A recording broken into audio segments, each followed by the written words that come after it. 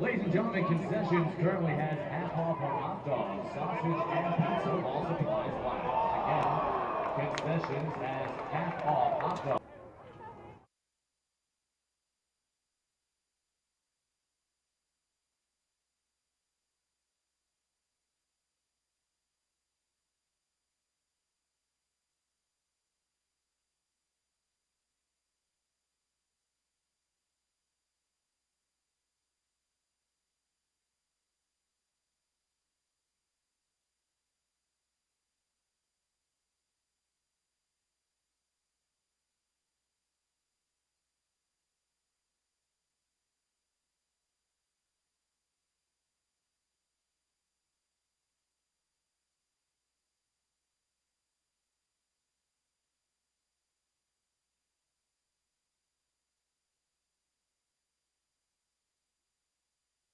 Yeah, the Bucks are taking their time right now. They're working the ball around, getting comfortable on the field. Lots of good ball movement, north, south, east, west. So obviously they're well prepared for this game and the plan of attack. Nice pursuit there. Yeah, Joe White coming off his line. Help out. I guarantee you the coach just chewed off a finger with that cross in front of the goal. I mentioned Andy Wagstaff in charge of the club tonight. Mir Muftari's out on. Oh, and a cleared out right at the last minute by Myers. And nice defense. The Milk Cup semifinals. Josh Hackla and Dave Donahue here with you on a beautiful night in Flint. Ooh, and there's a giveaway, and here's an opportunity with Liam Beckett. Beckett's got two defenders in front of him, plays it across in, and it's a first goal of the game. Matt Whelan connect. On the ground looking for Farkas. Arandio keeps it on the ground but gives it away. Can they recover? Yes, Good they pressure. can. Arandio will take a shot with his left foot right into the arms of Joe White. Cross fields, switching fields here, and you know the whole wing was open there. He could have drove up and got another 40 yards before crossing that ball. I'd like to see him take it a little bit deeper into some of those plays. Farkas has that ball knocked away. Whelan comes away with it. Ball through the middle, tackled away nicely by Booth. Through the middle, deflected out. Now Grand Rapids with it. And if Whelan hurries, they could get a little counter going, and he does. He's got Ifadarati in front of him. A little too much of a touch. Did it cost him? Oh, yeah, it looks like it did. Ball cleared out nicely by Vanderlaan. Bucks will get the throw. Achiarandio on the left wing. Opportunity here. Farkas in the middle. Plays it to him. It Rebound. falls, Oh. but it's cleared off the line. Hits the defender. That's the beautiful part about this venue. The fans are so close, you can see all the action. It's just wonderful. Comes the corner kick. $3 inside the 6. They go it all the way to the far side. Headed into the middle. It's loose and cleared off the line. Hustle, just the shooter couldn't get on the balls of his feet quick enough to get that shot up. But nice job. Baroni takes it quickly, not letting the defense set up. Chested down. Cross coming. Here it is. Redirected off the bar. There. Cuts back. Finds Timmer. Timmer attacks. Into the box. It's loose in front. Shot off the bar again. Baroni fakes. Goes left. Shot. Cleared off the line again. And that would have beaten Joe White, but again.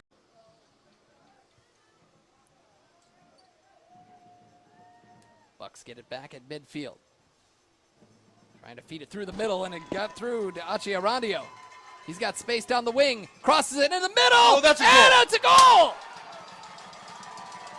Equal. From some very great programs.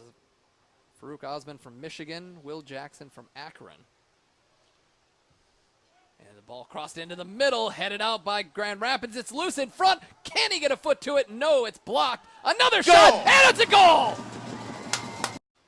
Not afraid to challenge. It's impressive. You know, and there aren't a lot of roster restrictions when it comes to some of these summer league teams, and sometimes you see 30 players, and there's an opportunity coming for the Bucks. 2 players, 3 players, and tackled away. It's all relative. Alex Mendoza in midfield with Greg Williams, Jack McCarron. James DeCosimo also out there. Haven't heard a lot from him in the second half and in extra time. And there's a cross into the middle and trouble for Gustavo, but he comes off his line. Oh, I didn't mention, in all the chaos with lightning and everything, Motor City FC finished off the Michigan Legends 4-0 in the other Milk Cup semifinal for the women. There's a cross into the middle, but Gustavo is all over that. Michigan Milk Cup on social media for all your updates. Joe White quickly puts it back in play. Nice play. And that taken away. What can Baroni do with it? Oh, nice move. and a Gets goal. to his left and has it blocked out. What a move. The 116th minute to number 12, Omar Sinclair. Sinclair getting called for the yellow card. Your first call is to attorney Nick Robinson. Ball headed up. Grand Rapids on the attack. They got bodies in the box. Cross coming. Gustavo punches it away. Hit it, and I think that's what he's telling his team to just get forward. And he's going to put it into the corner. Yep, Borchek tracks it down. That's exactly what they wanted. Oh, it nutmegs him.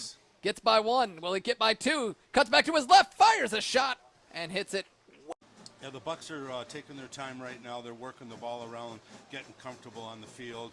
Lots of good ball movement, north, south, east, west. So obviously they're well prepared for this game and the plan of attack. Nice pursuit there. Yeah, Joe White coming off his line. Help out. I guarantee you the coach just chewed off a finger with that cross in front of the goal. I mentioned Andy Wagstaff in charge of the club tonight. Mir Muftari is out on. Oh, and a cleared out right at the last minute by Myers. And nice defense. The Milk Cup semifinals. Josh Hackla and Dave Donahue here with you on a beautiful night in Flint. Ooh, and there's a giveaway, and here's an opportunity with Liam Beckett. Beckett's got 2 defenders in front of him, plays it across, in, and it's a first goal of the game. Matt Whelan connects. On the ground looking for Farkas. Arandio keeps it on the ground, but gives it away. Can they recover? Yes, Good they pressure. can. Arandio will take a shot with his left foot right into the arms of Joe White. Cross fields, switching fields here, and you know the whole wing was open there. He could have drove up and got another 40 yards before. FC takes on Kalamazoo FC. This match is brought to you by Spectrum Health. The Spectrum Health Medical Group Orthopedics team of fellowship-trained physicians and advanced practice providers offers diagnosis, medical management, rehabilitation, and surgical repair of bones, joints, muscles, and connective tissues. Schedule an appointment with other experts by calling 616-267-8860. Spectrum Health is proud to support Grand Rapids FC. Come on, you boys in blue. We'd also like to thank all of our corporate partners for the 2019 season. Founders Brewing Company, Lake Michigan Credit Union, Coppercraft Distillery, Speakeasy Lounge, Aquinas College, New Holland Brewing, Fitness 19, Gazelle Sports, Great Lakes Motor Coach, Signworks, Wordhouse Wealth Coaching, Jimmy John's, Braden's Crossing, The Big Drew and Jim Show, Terry Berry, Fulton Place, Milk Means More, Fierce Photography, and Sheeping.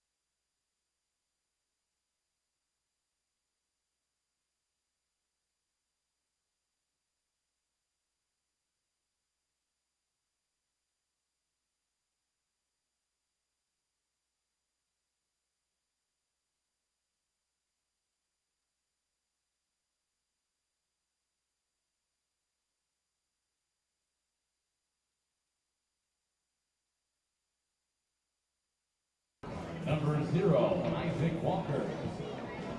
Number 2, Jake Van Ski. Number 3, Alex Rudolph. Number 5, Carson Brink. Number 6, Nicholas Newman.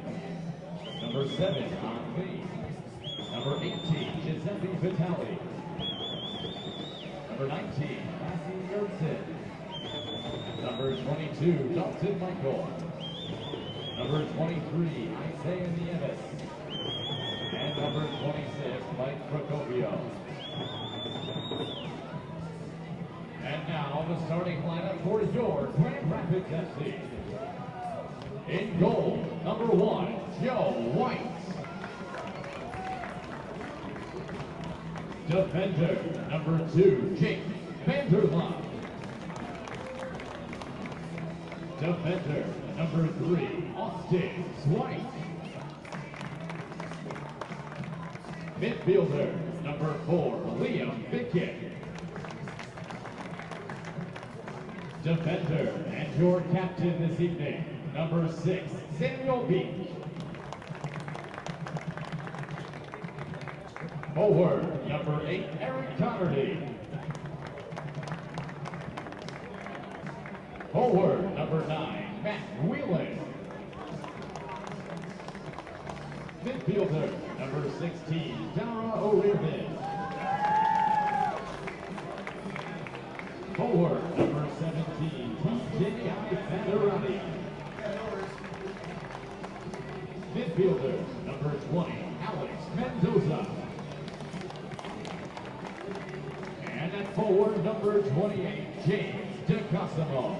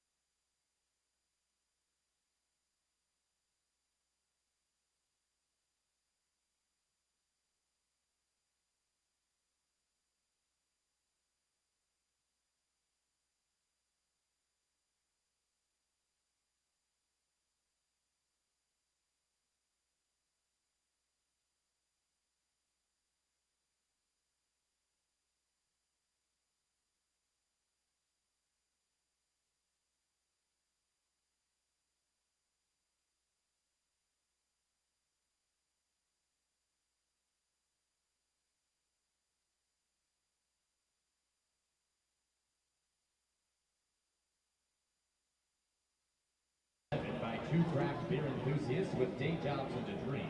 Founders Brewing Company brews complex, in-your-face ales with huge aromatics and tons of flavor. Founders ranks among the top 10 largest craft breweries in the U.S. and is one of the fastest growing. The brewery has received numerous awards at the World Beer Cup and Great American Beer Festival. Founders, chase your what if. At Lake Michigan Credit Union, our goal isn't to generate profits for shareholders, it's to improve the lives of our members. That's why LMCU is rated number 1 in the nation for return of member by Callahan and Associates. That means we give back more to our members in the form of higher rates when they save and lower rates when they borrow. At LMCU, the emphasis on delivering real value to our members has been job one since day one.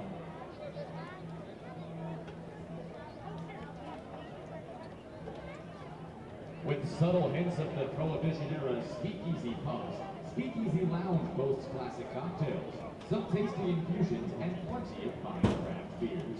With a stellar selection of grilled sandwiches, fresh salads, delicious appetizers, and creative and unique entrees, as well as specialties to suit vegetarian, vegan, and gluten-free diets, we're sure you'll find a few favorites that'll make you a regular in no time. Speakeasy Lounge is proud to be the founding sponsor of GRFC.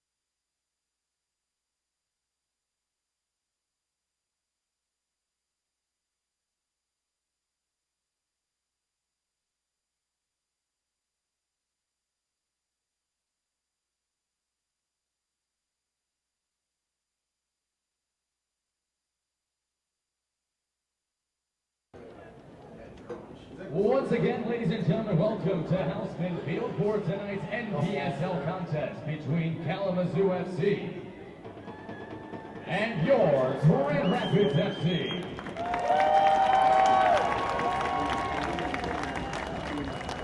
At this time, we ask that you please rise, and gentlemen, please remove your caps as we honor America with the playing of our national anthem.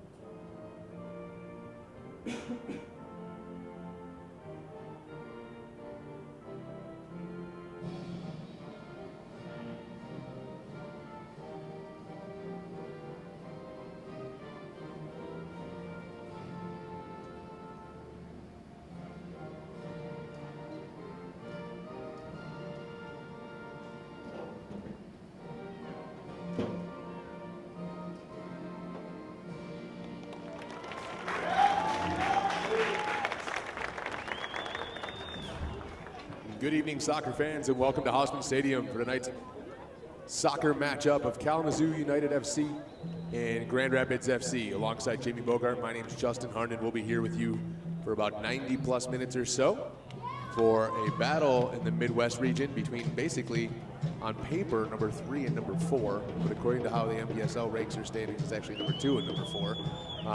What I would consider, Jamie, probably a must-win game tonight for GR. I would definitely expect some highlights also draw against Detroit. A few weeks ago, we'll talk about that being, kind of a key game, kind of a must-win at that point too. Even though we were top of the table at that point, we did not want to go key really have to get a win, and now that's what it's kind of shaping up to be after last week's loss. Yeah, losing to the Stars last week, 3-2, sort of puts a dent in that. Kalamazoo coming in on a 2-game win streak with a 1-0 victory over Columbus and a 2-0 victory over Toledo Villa FC, which basically is number 6 and number 8 in the league. So not great wins for them, but momentum has a definite factor in every game going on.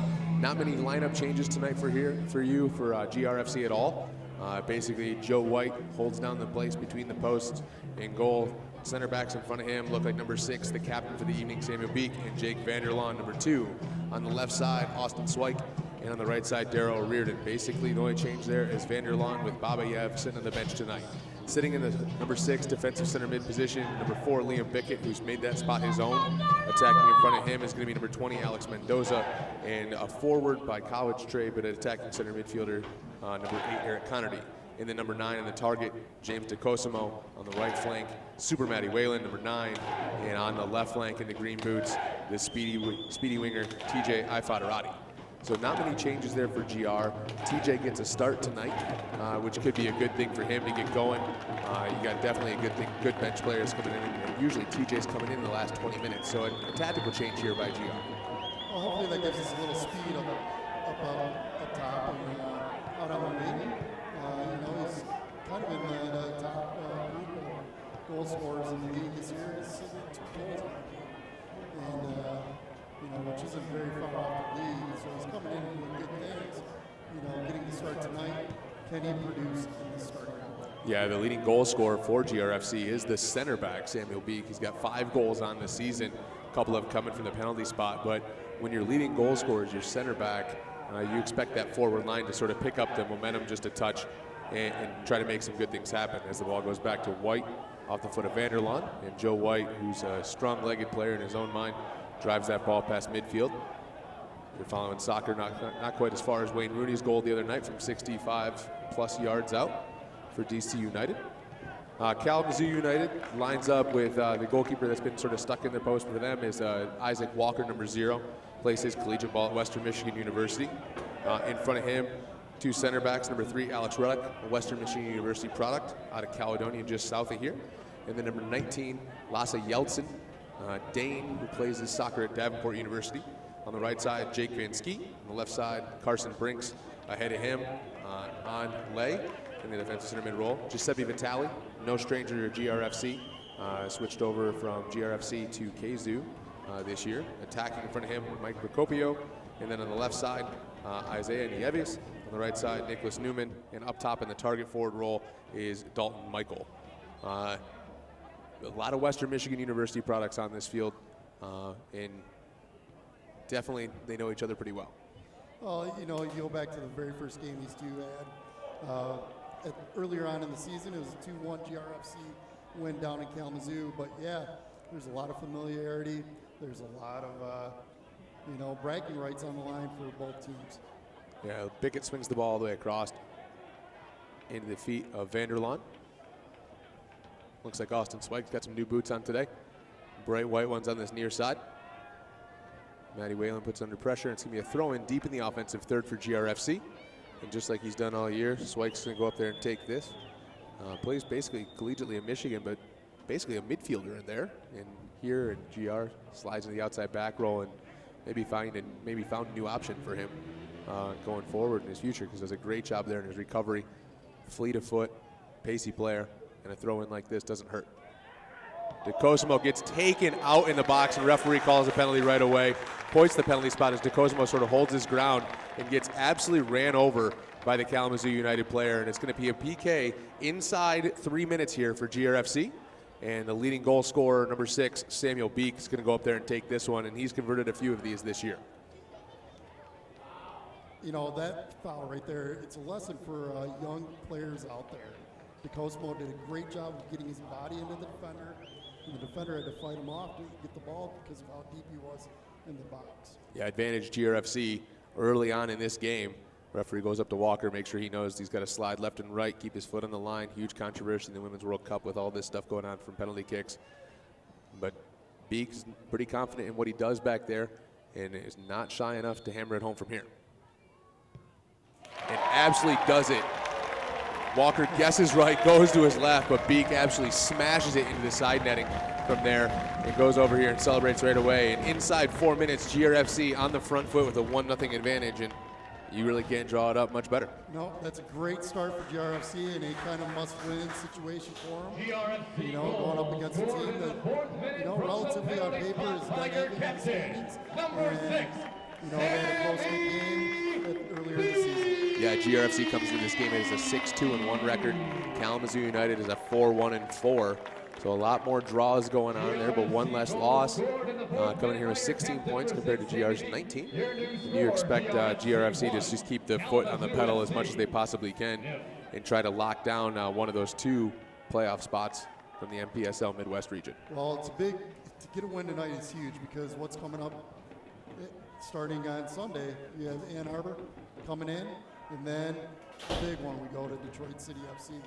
The biggest thing tonight will be, can we stay focused on getting the win tonight, or are we going to look ahead to those games? Swike picks the pocket there as Ifadarati comes back and checks it, tries to dummy through it, finds the foot of Connerty now. Connerty looks to go to Ifadarati, is not able to do so as the Western Michigan center back, Alex Ruddock, picks that one off. Tries to go long right away. Assistant referee on the near side, flag goes up in the air. As Kalamazoo's looking. DeCosimo and Ruddock already having words back here, chest to chest in the backfield. Ruddock's right in his back. DeCosimo's in there too. No love lost there, and that'll be a battle to watch the entire game. That's almost going to have to be, the way that it's shaping up, that the 4th official is going to have to probably keep his eye on that. Yeah, because it is all off the ball.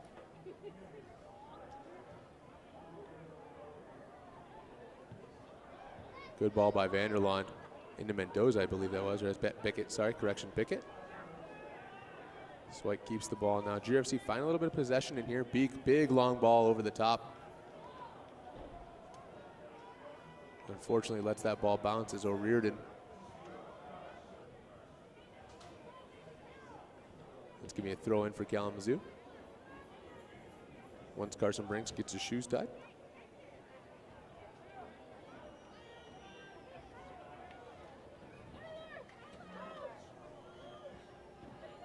Van Allen up strong on that one again. Procopio to Ruddock. Two Western Michigan University players playing through there in Ruddock and Vitale. Miss hit pass by Ruddock into Bickett. Finds the feet of DeCosimo. DeCosimo to Connerty right now. And then Ifadarati's in there. Little Cruyff move. Ifadarati recovers back under pressure. No foul there as a recovery's in there. It's going to be a throw in for GRFC. Nifty little footwork there for Ifadarati. Just not able to do anything with it at the end of it. Got up to right play right away. But you can sort of see that how they're changing things up as DeCosimo comes around. Whalen might slide in. Ifadarati goes to the other side. Just switching up those flank players a little bit more. TJ looked very well comfortable there, and he had great field awareness as to where that defender was coming from. That defender came hard after TJ found himself pretty much wide open. Yeah, with that TJ, you know there's always going to be chances, but can he finish those chances? He's had numerous chances in games to put the ball away and hasn't really lived up to that scoring mentality that he might have had even last year at Lansing United. But you expect him to get chances in the game based just on just how fast and pacey he is. But you want him to make sure the percentage rate of good quality chances end up in the back of the net. Just got to be relaxed and comfortable when you take those shots.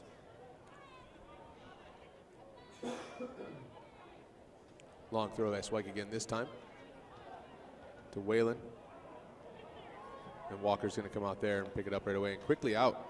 Tries to find the feet in Nieves going forward. Looking into Dalton Michael now over the top and just sort of shanks that ball out of bounds. You know, that might be the strategy right now. It looks almost like Kalamazoo sort of sitting in almost like a 4-2-3-1 with Michael playing up there on the target side in his own. Traverse City University product, plays up top. I believe he's one of the leading goal scorers for Kalamazoo as well. Now it's Beek with plenty of space. Kalamazoo's not really going to press him until 10 yards or so past half.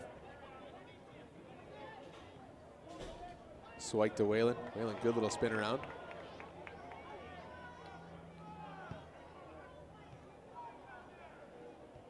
Whalen, nice little touch in there. Cleaned up by Ruddock though, and Ruddock just smashes that upfield. A lot of players going in on that one. Procopio finds it on his feet and goes out to Brinks on the left side. Now Kalamazoo, once they got after that first penalty kick, they just sort of want to find their feet a little bit, keep the ball moving as much as possible, and just sort of keep GRFC away from getting that flow and possession that they would probably want to do.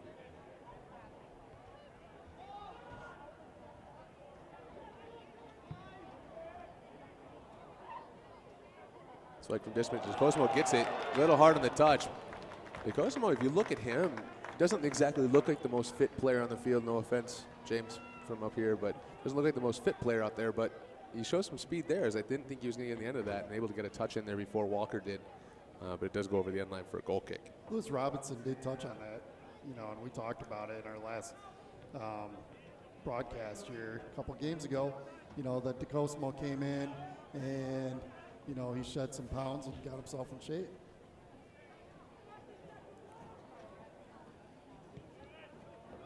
One thing we haven't talked about right now is if you look on the bench and you get a shot of the GRFC bench, head coach Lewis Robinson's not here tonight. He's in there in San Diego with his U18, U19 Midwest girls DA team. They kick off in about 16 minutes to compete for the national championship in the DA. So if Lewis, if you're listening, good luck to you and the girls out there and the Midwest United staff. And then the coaches on the bench here, and Erwin Van Elst, who sort of took over the reins, and Remco Bergsma and Luke Ruff. Ryan Souders down there doing a great job for you. But good luck to the Midwest United DA team out there. And go bring home that national championship.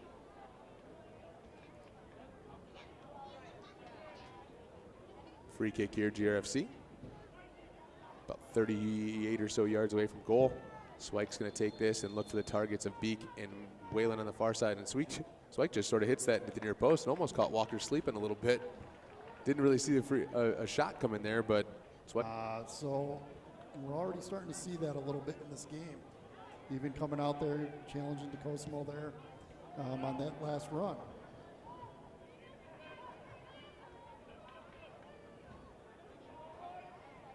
Copio brought that one nicely down to Vitale. Looking at the target in there, looking to play through Michael, but not able to get there. Now up to Ifadarati. He's able to keep it inbounds. Now through to Cosmo, checks back, playing like a true number 9, just sort of keeping the ball. And then it does sort of get stripped on that second or third touch. But so we want a number 9 to do is occupy the 2 center backs, come back in, check into it a little bit, and hold the ball when he can. Just allow your team to get up. Maddie Whalen off the chest with pace coming forward. Brink's trying to run him down. DeCosimo and Ruddock just train wreck each other there as Ifadarati misses the chance in there. But DeCosimo and Ruddock, no love lost at all early in this contest. Chest to chest earlier. I think it was Ruddock who pushed over DeCosimo for the PK. And on that quick transition in there, which probably TJ could have had a better finish there, DeCosimo just tackles him at the 18.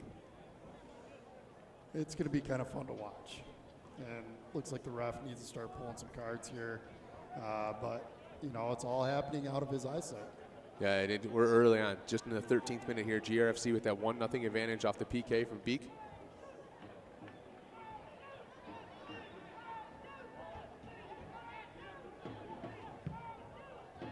It's over the top. Cosmo's going to run this one down. Going to bring it back in. Sort of hits it on the half volley. Saved by Walker. Now Maddie Whalen and Brink's going in there. Whalen sort of slugs it off.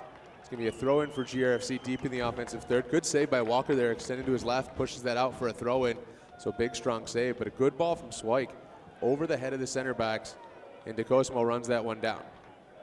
Referee paying special attention to the Ruddock-DeCosmo battle.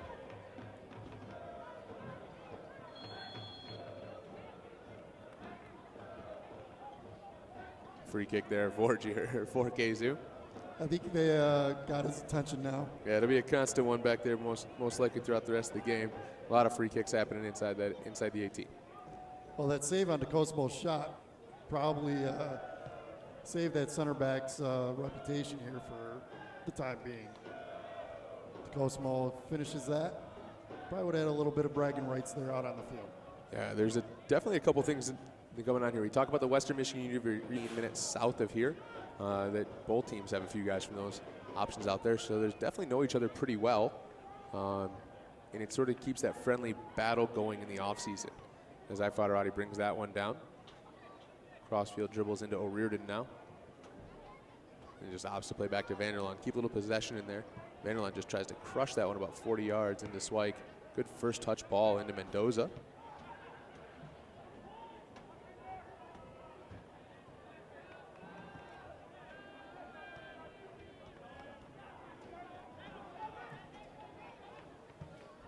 Almost a really good play there by Swike to hit it over the head of Van Ski, and just a little bit under hit. And I think if it was over, Ifadarati's probably into the races 1v1 against Ruddock.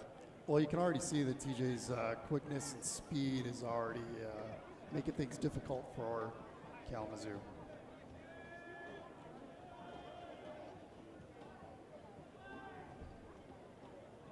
Little foot skills there by Michael.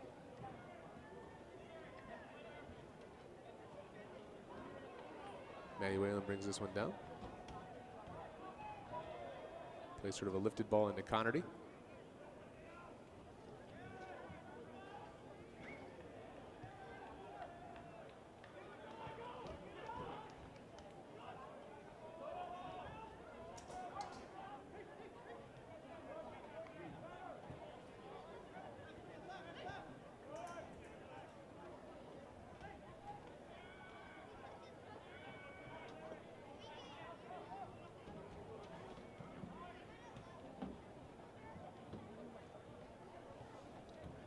Both teams just trying to move the ball back and forth.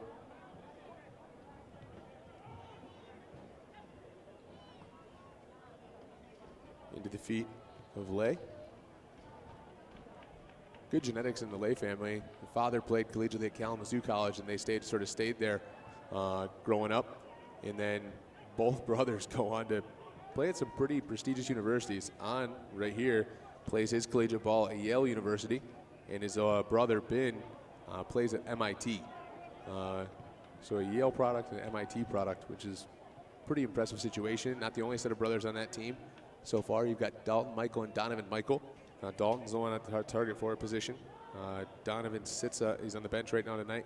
Will come in. They're both twin brothers from Traverse City, and both play for Western Michigan. So you got a lot of brother connections there, but I think the Yale-MIT connection is pretty impressive. And I know Ben, by doing some research earlier today, had 2 wonderful internships, one at Microsoft and one at NASA.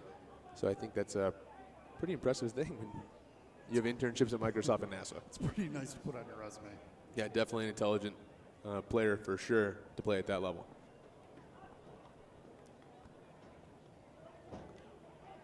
Foul on Kalamazoo inside the 18. Joe White's going to take this one. Opts to play small ball into the feet of Vanderlaan. You can sort of see that 4-3-3 sort of step up a little bit more how it goes as Vanderlaan goes deep out wide to it. And then it allows Dara O'Riordan to get up the field. Fraterati's quick feet keeps it all the way back to Swike.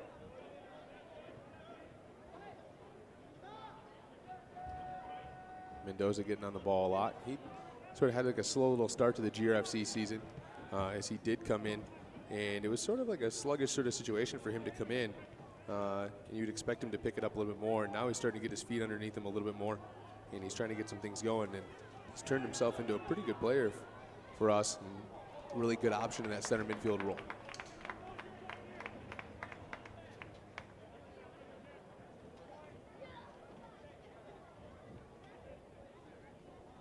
Throwing for Kalamazoo.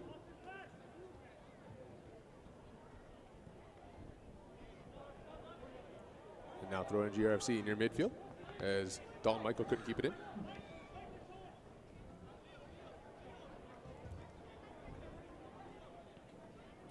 Looking for Fraterati. Sort of found himself between Vitali and Ruddock. You can sort of see how Kalamazoo's trying to figure things out through the feet of Vitali a lot tonight, but it just sort of hasn't been able to find that connection with the players in the attacking third or the offensive part of the field to sort of keep it. Connerty dribbles out of pressure. Vanderlaan O'Riordan was tons of space on that far side. Vanderlaan decided to bring it back away from him. Now goes to him over the top. This is going to be O'Riordan coming in. And called for the foul deep in the defensive third. It's going to be a free kick for Kalamazoo.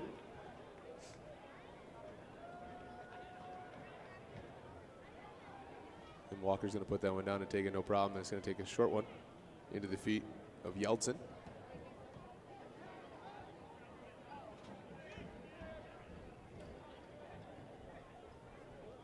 Two center backs just keeping the possession going. Here's where Kalamazoo, if they want to get things to happen a little bit more, there needs to be more movement off the ball.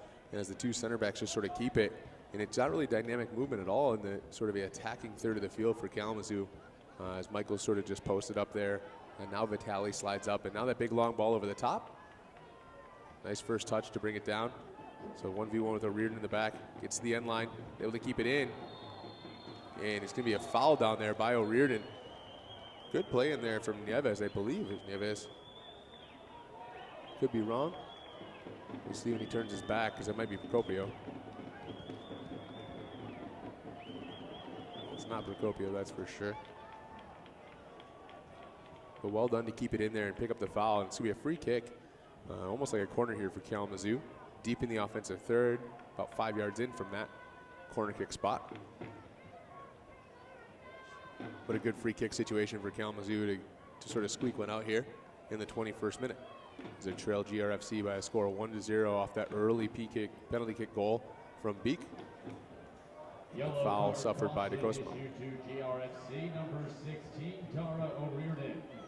Definitely a dangerous spot to commit a foul, but it's probably the right choice, the right decision at that point, because the Kalamazoo player was definitely tight-roping that goal line. And had the foul not happened, he would have been right in. Big ball over the top over everybody, and looks like it's probably going to roll out here for a throw-in. And also on that play, you heard our stadium announcer, Jake Levy, announce that now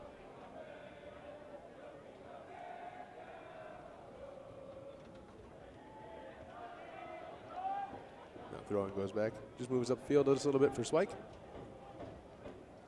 GRFC heavily loaded on the near side of the field with almost every player except for O'Riordan. Matty Whalen just gets jumped over top of by Van Ski.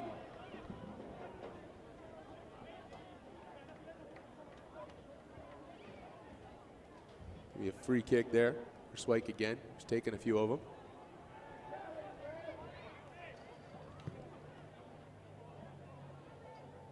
So it's a Davenport University player taking out a Davenport University player.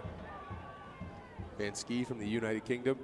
Whalen, Irish from, you got international connection, same college. Good footwork there by Beek, just holding it up. Michael waiting for him to move his feet. Able to pick that one off. Not able to clear it though. Kalamazoo still has the defensive third. Lines up, takes a shot, blocked by Vanderlaan. Faderati comes back to sort of keep it. Goes through the feet of White. White just sort of chip shots it up the field. Kalamazoo getting a little bit of a possession going, a little bit of confidence in how they play. And it's one of those things you want to be careful with, is we're just about halfway through this first half, and I think Grand Rapids just wants to make sure they don't get comfortable or too comfortable with the ball at their feet. Yeah, you definitely do not want to be too complacent at this point. You just want to stay and hold and keep the pressure on. Somehow find a way to get the ball at your feet and keep possession. Newman and Swike in there as Newman sort of flicks it over him, but Swike puts his body between it. Swike's going to come out with it, maybe. Nope. Newman right on his feet, gets chopped down afterwards. It's going to be a free kick on the foul from Swike. Did chop him down a little bit. I think that was a foul for sure. Not card worthy, but definitely a foul. But it's going to be a free kick opportunity, basically from that flip side of where it was earlier, just on the near side of the field. And Skis have a nice little chat with their center official.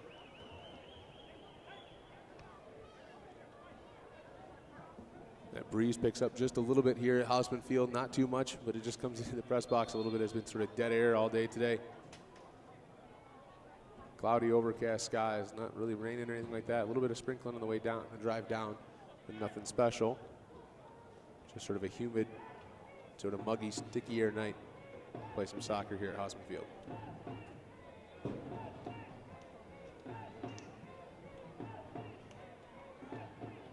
Kalamazoo taking their time to set this free kick up.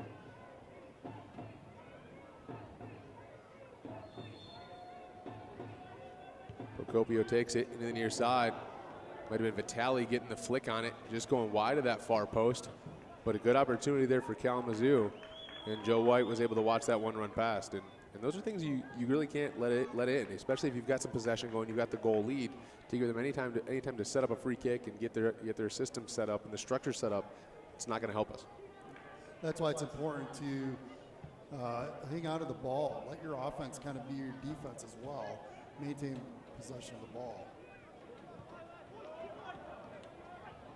Vitality Newman, now all the offensive feed all the way back to Ruddock.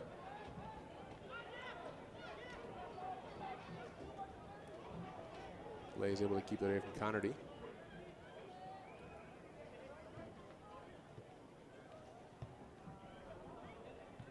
Trying to play Nieves in, I'm thinking.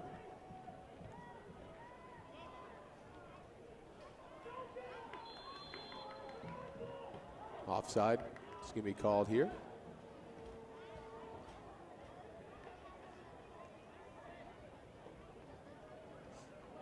Number 5, Carson Brinks is the one that I missed again just a second ago. He's the one that's the left back, gotten up in the attack a lot here as White just hammers this one forward, looking for Whalen. Whalen tries to bring it down with the outside of his right foot, not able to do so. And it goes out of bounds for a Kalamazoo throw in.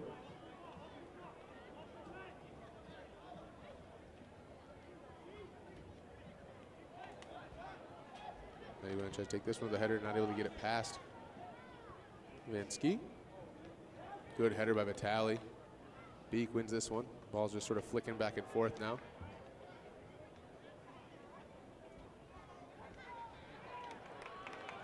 O'Riordan, nice little cheeky backheel to Ifadarati with some space. Flicked in. Him and DeCosmo not really on the same page right there, but that was that chance where Ifadarati played into that target. And it looks like DeCosmo just took his eyes off it real quick and didn't really expect it to happen.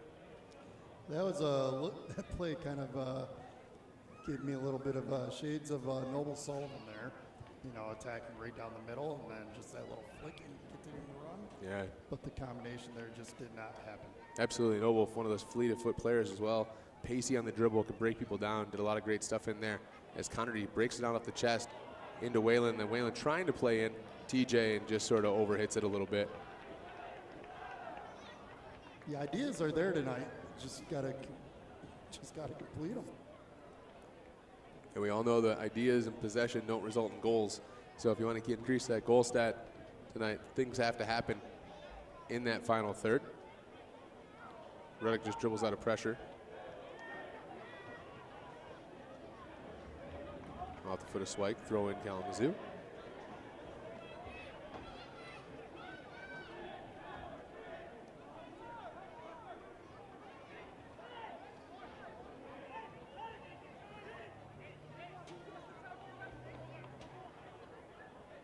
Connerty picks the pocket of Vitale. Underhit pass from Bickett, intended for Swike.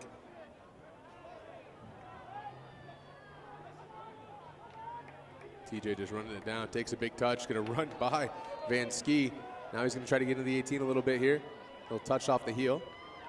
But you can see TJ's speed getting into that space. Mendoza hit after the play. Nothing from the official. It's gonna go out for a throw in. Kalamazoo deep in the defensive third. Now you can see TJ's speed. Number 2, Jake Van Ski, just really can't hold anything with it. Looks like a foul is going to be called on Matty Whalen on that far side against Nieves. 28 minutes into this match, GRFC still leads by a score of 1-0 off the third PK in the 3rd minute. And the foul picked up by DeCosimo and the PK buried by Beek, who now leads GRFC with 6 goals on the season. So just adds the tally for that center back.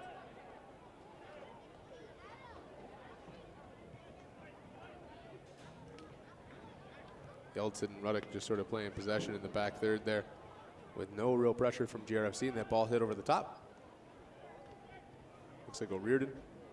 And then Mendoza comes back and wins it. Not able to keep it in bounds though, but you can see O'Riordan, just another one of those players that plays in the midfield for his college team. Comes here, plays in the back, does a great job as an outside back. So both our outside backs are generally midfielders by trade. They do a great job here in getting into that space.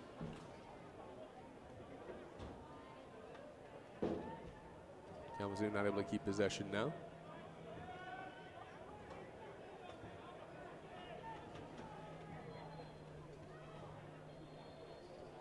Referee backing him up again.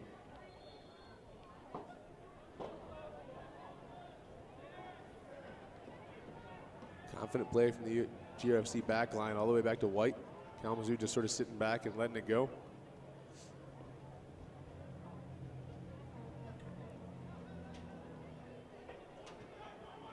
Bickett pops out.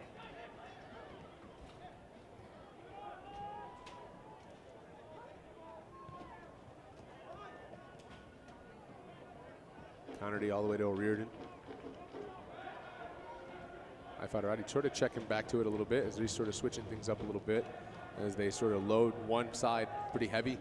With Ifeatharati and Whalen both checking to the ball, and DeCosimo sort of staying in the middle, which is going to free up that opportunity for Swike to get up the field even more. Missed touch there by Mendoza. Kalamazoo exploits it, picks up possession right away. This is Lay on the ball. Picked by Connerty. In the feet of Mendoza. A quick touch in. This player's going to go in there. O'Riordan sort of streaking up there, not able to find the ball.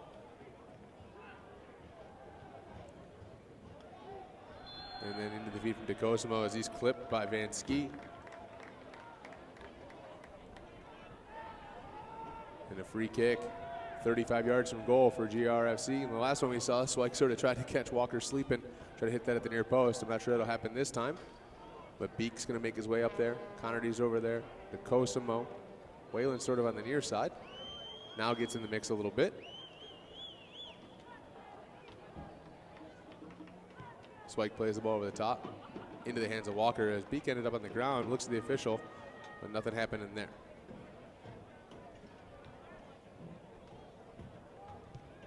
Handbags at 20 paces there as Brinks just goes backwards on the ground from what looked like absolutely nothing from here.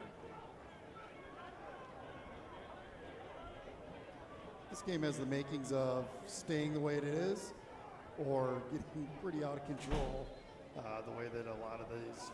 Seems like anytime somebody touches the ball, no matter what team it is, they're getting pushed, they're getting shoved, they're getting hit, they're getting kicked. It's a physical battle back there. It looks like a handball on Whalen. Called by the assistant referee on the far side. It's going to allow for a free kick for Kalamazoo to get out of it.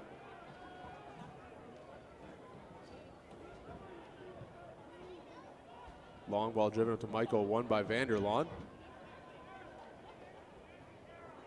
Like Neves on the ball. Correction, not Neves, apologize. Oh, it is Neves, sorry. Newman into the middle, trying to keep things through there as Mendoza comes back and cleans that one up pretty good, as it's the Ruddock and DeCosimo thing again. Just goes back into Walker. Walker just plays it right out of bounds.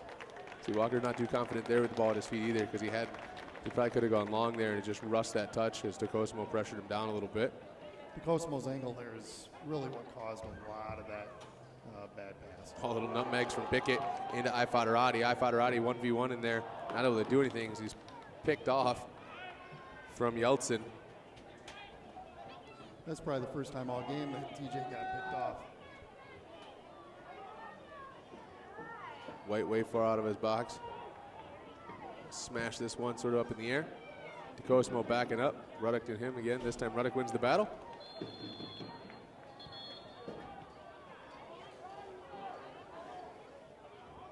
DeCosimo called for the foul. Referee's pointing things down. And it's going to be, looks like it's going to be a yellow card issued to DeCosimo. And as the referee pointed 3 places, he's saying there's 3 fouls in there.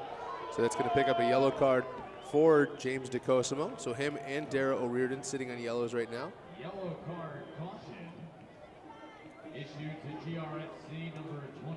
And to be honest, with the Ruddock and DeCosimo battle, you expected it to happen sooner or later. Occurs in the 34th minute. You can see Coach Irwin down there pleading his case to the 4th official. Issued to GRFC number 28. DeCosimo's been picked on pretty much the majority of this game. When he checks back on the ball, he's getting tripped. Yeah, and I think probably the next foul on Ruddock against him is probably going to be a yellow card for Ruddock as well. But that's one of the things you want to do. You're playing even strength right now. You got a goal lead. We're just about 11 or so minutes left in this first half. You want to make sure you end this game with 11v11, or at least 11 players for your team, because that just definitely puts the advantage into the other team's hands. So to keep your head, be smart about it. Don't pick up any senseless fouls, and especially any senseless cards.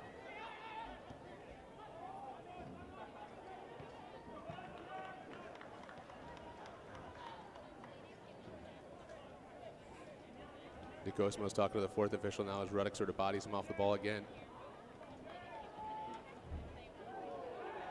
Matty Whalen goes up strong with Giuseppe Vitali. Vitali sort of gets that one and goes as Whalen just sort of bounced back up right away, but that was a pretty good hard contact foul, and especially hitting the ground too. Yeah, and he got right back up too, which is nice to see. He got right back into the play.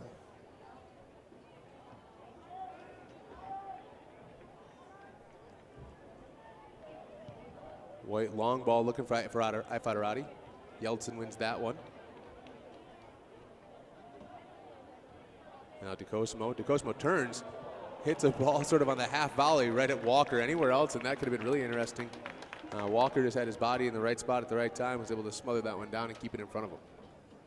It's one of the few times where DeCosimo did not have a body on him, and he was able to turn and fire that.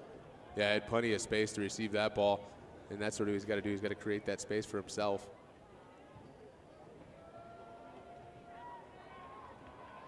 Well done by TJ into the feet of Connerty now coming forward.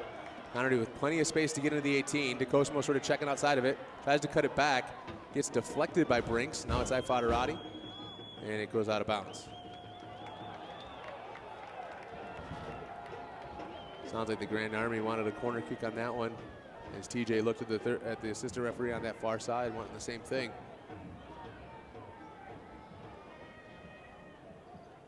But it's going to be just a goal kick for Walker.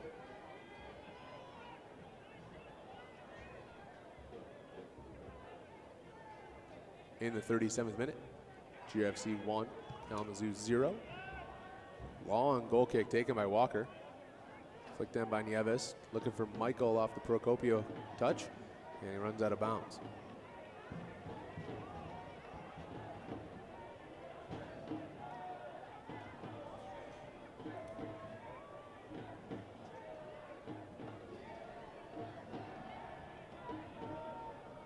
comes out with that one into the feet of Pickett now. Good place to swing the ball here as Maddie Whalen's out here on this touch. Able to take this one down. Pass a little bit behind Pickett. Or not Pickett, sorry. That's O'Riordan, who sort of flew over to this far side of the field. So our right back is on the ball in the center part of the field because he's normally a center midfielder as well. As DeCosmo gets a good little touch past Brinks. Tries to play an Ifadarati, a little bit of a heavy pass for TJ, but that's that breakdown where they keep switching that system up. And DeCosmo all over the field, Ifadarati all over the field, Whalen all over the field. And it's hard to defend that track with so much switching going on. You know, you touched on it earlier with Kalamazoo, as you know, they're playing the ball between their two center backs, and there isn't a whole lot of movement that's making things happen for them. And you look at GRFC, it's very contrast in style, as everybody has fluid movement, and there's no one player just staying in one particular spot. Off the ball again. Ruddock gets the best of DeCosmo. DeCosmo gets cleaned out, finds himself on the ground. Nothing called. Referee missed that one. It's going to be actually a foul against GRFC for what happened right after that. But it's that constant stuff off the ball between Ruddock and DeCosmo that's sort of almost a game within a game. It's going to be kind of interesting to see how that goes, especially with DeCosmo now sitting on a yellow. He can't do a whole lot back. So Ruddock can just sit there and pick and pick and pick, and DeCosmo's really got to keep his head. Yeah, and that could be the game plan too, just to sort of put DeCosmo into a different mindset. So Ifadarati gets played, tries to get played in, but it's too direct right into the hands of Walker. But that could be one of the game plans that you have. You know, get in his head. It might be one of those things. So it's important for DeCosmo to sort of relax, take a breath, and just be calm with all the stuff that goes on as Vanderlaan wins that header. I will say one of the things, though, is because Ruddock is so focused on DeCosmo and their interaction, you know, TJ's been able to get behind him. Well, he's focused on DeCosmo. TJ can get in, so. Beat comes up on the dribble. Center back on the run. Little hero run coming in there. Then he loses possession into the feet of Ruddock. Connerty just sort of forced him to go backwards and allows Sam to get back in that center back spot. So sunlight's starting to pop out just a touch here.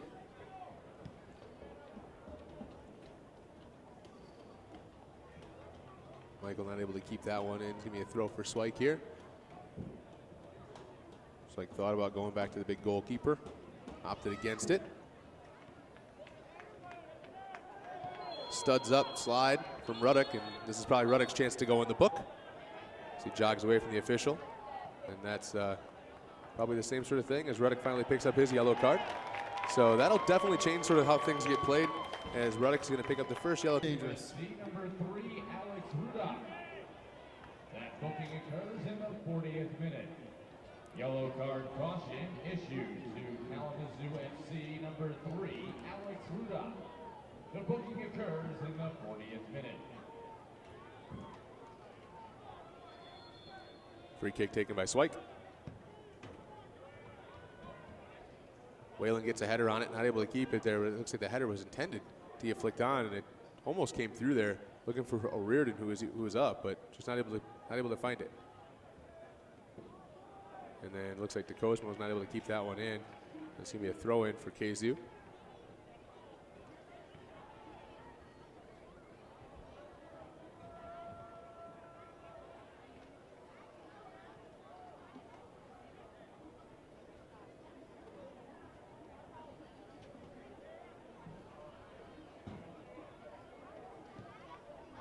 Long ball intended for Newman.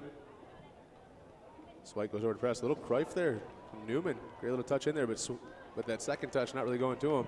And Beek's able to clear it. However, good chance for a service here from Van Ski. Hold up there. If you don't get tangled up, he's in. Yeah, I think he does. It's just one of those things where feet just happen sometimes.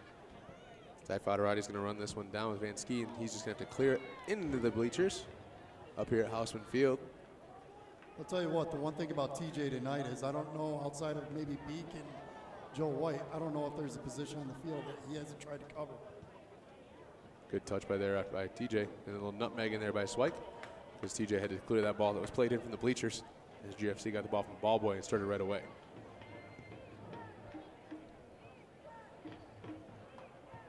Little outside the foot flick for DeCosmo.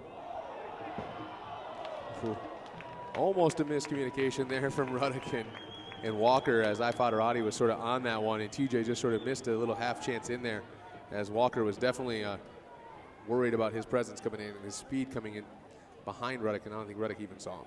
TJ's had a really productive night, and again, you see the unsure, the unconfidence right there in the woodwork for Kalamazoo. Yeah, I think Walker just kept his body between it, her body in front of it, and sort of helped a little bit. But now Kalamazoo looks to come out here. There's about 2.5 minutes in regulation here in the first half. Trying to come in. It's maybe the first time Michael's got in, but that ball's going to run out of bounds. You know, Michael being that target forward here for Kalamazoo, he's got to be on the ball a little bit more. You see DeCosmo being sort of that role player for GR, and Michael's just not on the ball enough to sort of let them get out. Good win by Pickett. Connerty tries to reach in there and Pickett, not able to do so as Vitale just dribbles away. Vitale into Brinks. Brinks with some space. Tries to outside of the foot, bend it. Finds the feet in Nieves. Nieves against O'Riordan on that far side. Nieves tries for the nutmeg. O'Riordan not letting that happen. And clears the ball out to midfield, and this is Yeltsin on the ball.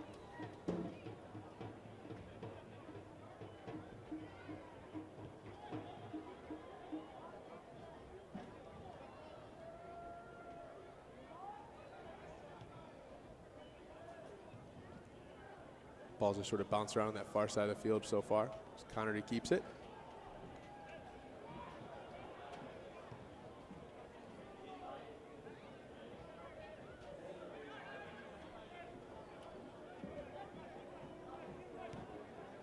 Ruddick into the feet of Michael.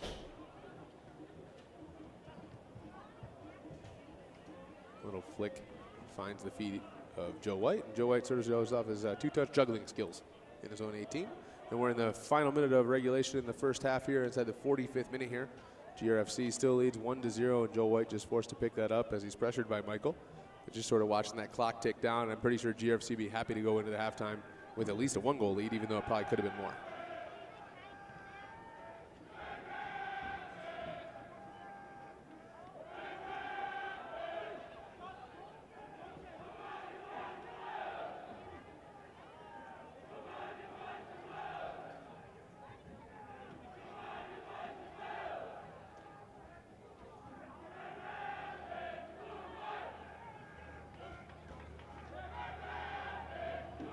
Clear by Vitale. Michael just gets a head flick to it, but nobody's up with him, and it's just sort of that lack of cohesion with a few starters in there. 2 minutes of extra time played in this first half, so the fourth official signals that up to our press box and to the rest of the people around the stadium. But 2 minutes of extra time. Vanderlaan back to White. White and Vanderlaan just passing around with Michael running around, sort of like a chicken with a head cut off, just trying to chase the ball there. That's a frustrating situation to be in for a forward. Especially when you're not getting the ball, you're not getting many touches. You know, Beek has been doing a tremendous job in the middle of the field, and so there is no space in front of Joe Wright. Yeah, there's O'Riordan. It's going to bounce off O'Riordan, and O'Riordan doesn't think so, but it is going to be a Kalamazoo United throw-in on that far side of the field. Brinks now. Brinks a left-footed service, looking for Michael. Oh, and a missed opportunity there from Nicholas Newman, as it was basically a wide-open header, and he hit it basically just at the big guy wearing yellow in the goal, and Joe White not forced there, but a great opportunity for Kalamazoo to sort of even this score up in stoppage time of the first half. Yeah, I don't think he was the intended target there, but found himself kind of on the positive side of that ball and just put it right at Joe White. Yeah, just a missed opportunity there for Kalamazoo for sure.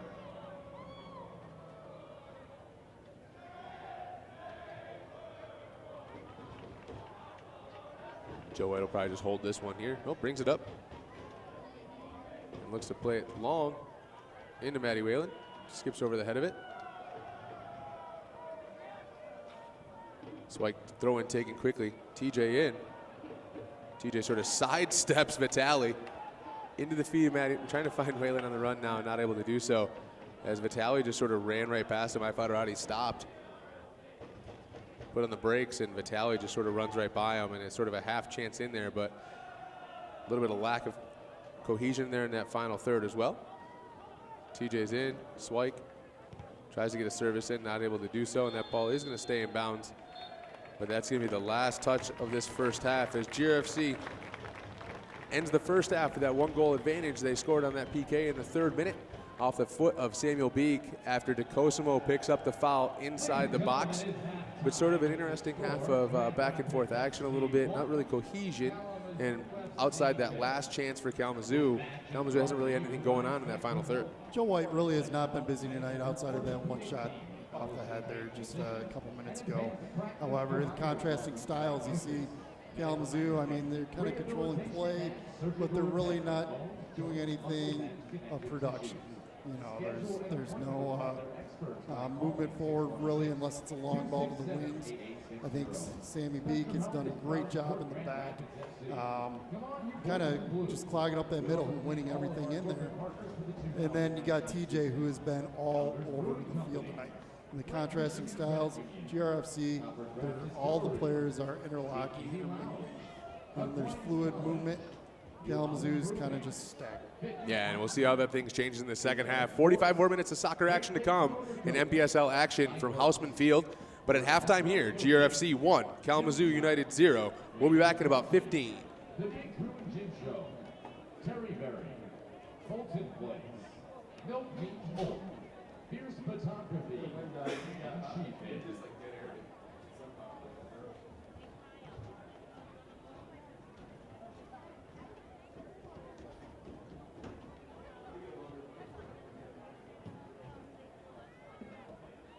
But Beek's pretty confident in what he does back there and is not shy enough to hammer it home from here.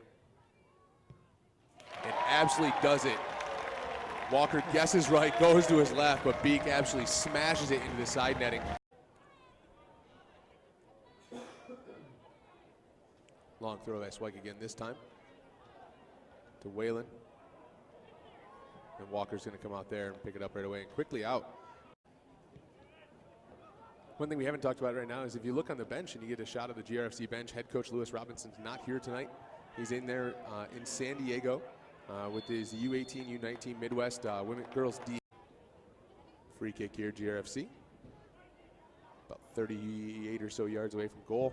Swike's going to take this and look for the targets of Beek and Whalen on the far side. And Swike just sort of hits that into the near post and almost caught Walker sleeping a little bit.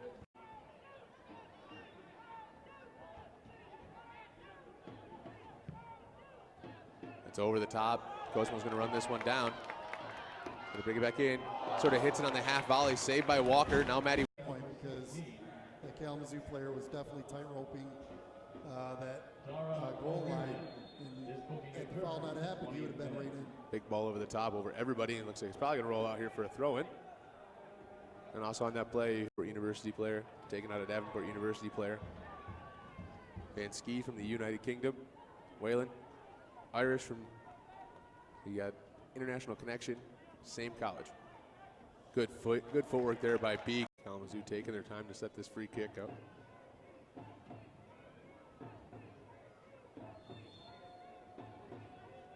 Procopio takes it into the near side. Might have been Vitale getting the flick on it. Vansky. Good header by Vitale. Beek wins this one. Ball's just sort of flicking back and forth now.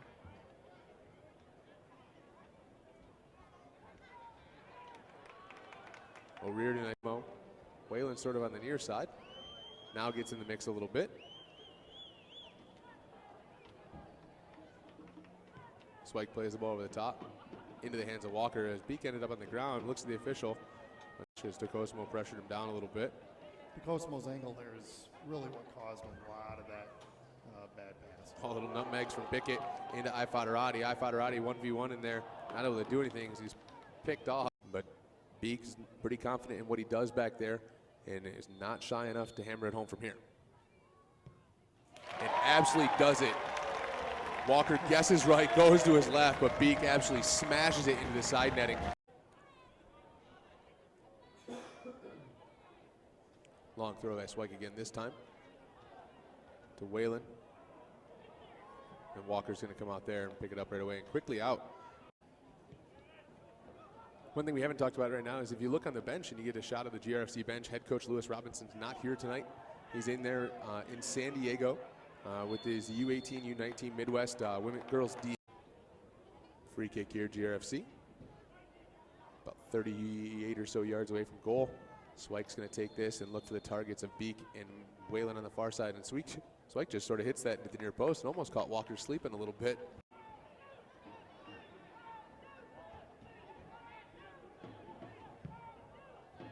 It's over the top. Cosmo's going to run this one down. Going to bring it back in. Sort of hits it on the half volley. Saved by Walker. Now Matty. Point because the Kalamazoo player was definitely tight roping that goal line. And if the foul not happened, he would have been right in. Big ball over the top over everybody. And looks like he's probably going to roll out here for a throw-in. And also on that play, for University player, taking out a Davenport University player. Vansky. On your mark, get set. Spin. We've got our interns helping those cans spin around. Again, it's Lexi.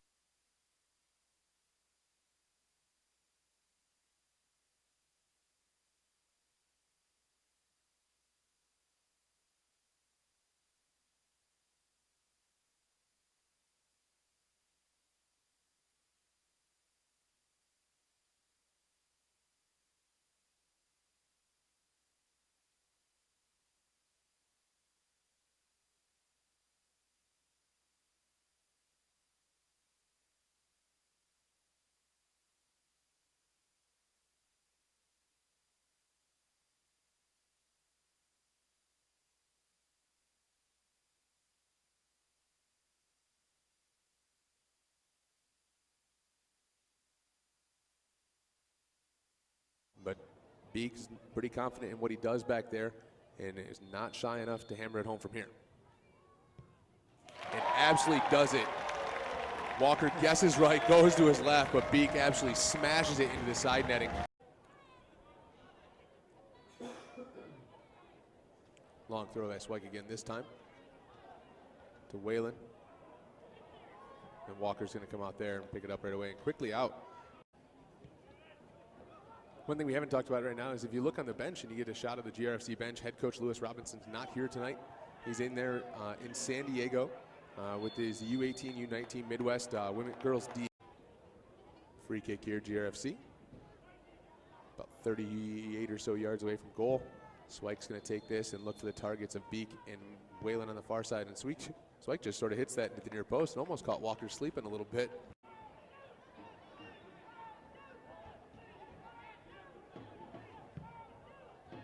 It's over the top. Cosmo's going to run this one down. Going to bring it back in. Sort of hits it on the half volley. Saved by Walker. Now Matty. Point because the Kalamazoo player was definitely tight roping that goal line. And if the foul not happened, he would have been right in. Big ball over the top over everybody. And looks like he's probably going to roll out here for a throw-in.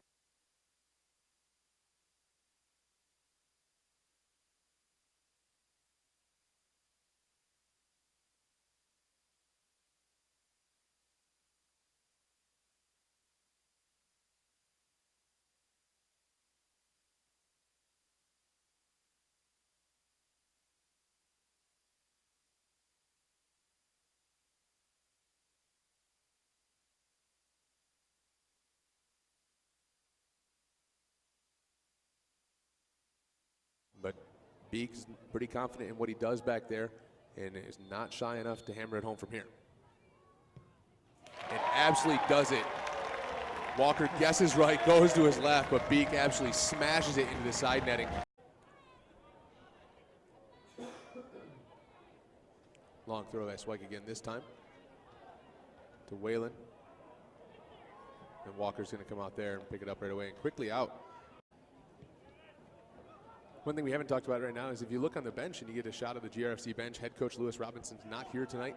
He's in there in San Diego with his U18, U19 Midwest Girls D. Free kick here, GRFC. About 38 or so yards away from goal. Swike's going to take this and look for the targets of Beek and Whalen on the far side. And Swike just sort of hits that into the near post and almost caught Walker sleeping a little bit.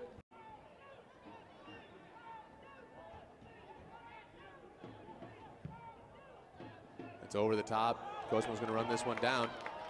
Going to bring it back in. Sort of hits it on the half volley. Saved by Walker. Now Maddie. Point because the Kalamazoo player was definitely tight roping that goal line. And if the foul not happened, he would have been right in. Big ball over the top over everybody. And looks like he's probably going to roll out here for a throw-in. And also on that play, University player, taken out a Davenport University player. Van Ski from the United Kingdom. Whalen, Irish from, we got international connection, same college. Good footwork there by Beek. Kalamazoo taking their time to set this free kick up.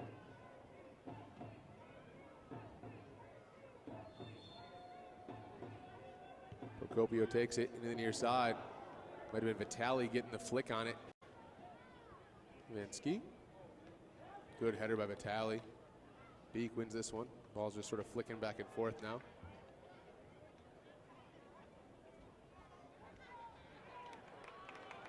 O'Riordan and Mo.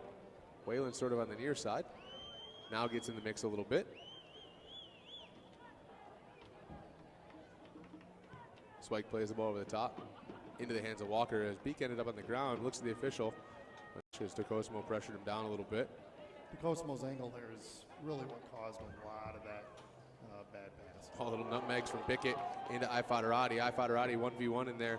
Not able to do anything as he's picked off. But Beek's pretty confident in what he does back there and is not shy enough to hammer it home from here. And absolutely does it.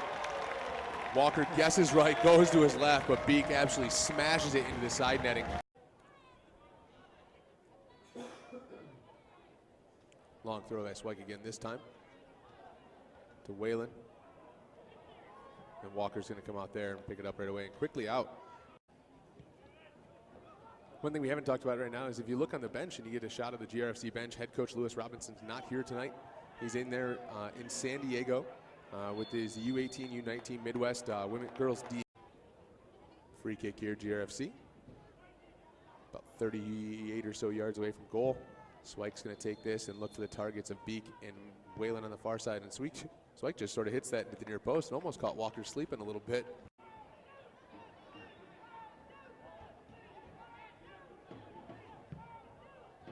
It's over the top. Cosmo's going to run this one down.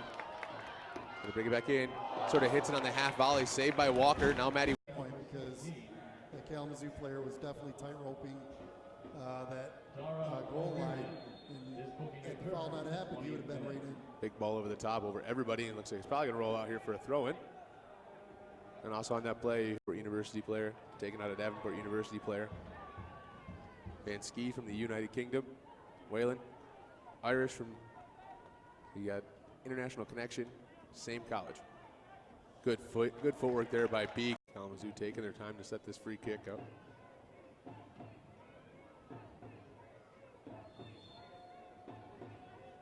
Procopio takes it into the near side. Might have been Vitali getting the flick on it. Van Ski. Good header by Vitali. Beek wins this one. Ball's just sort of flicking back and forth now.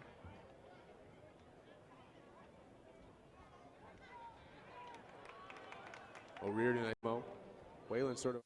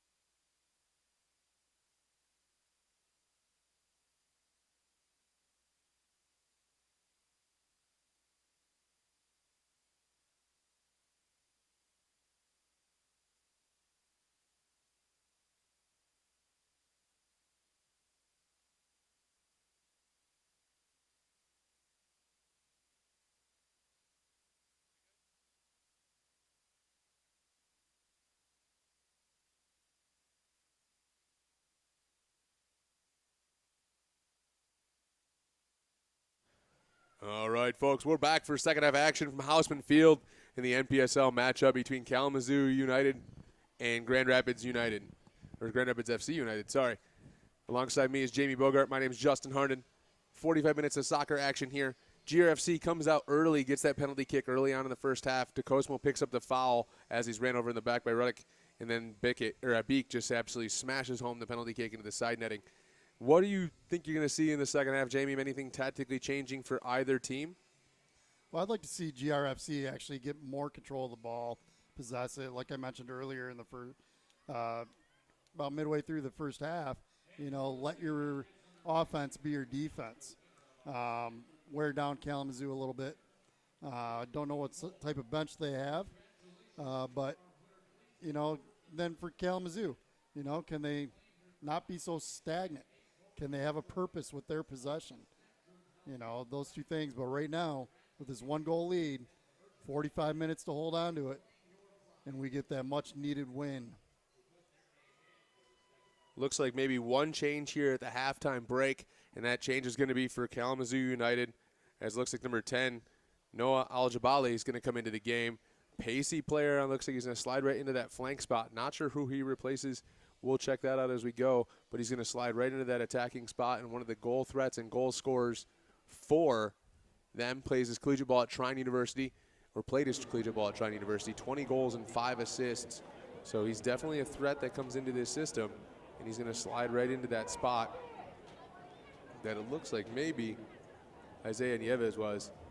We'll check that out as we go and just make sure it might be Nieves in the middle as well. It just might be a tactical shift in here for him to go in. And it's not, so it is going to be that switch in there for Nieves.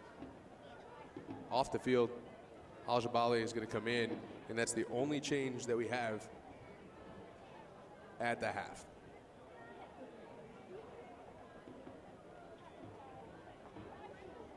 Center referee waiting for some things to happen, as the assistant referees are making their way to their starting spot. Looks like there's a little bit of an issue with the eastern goal.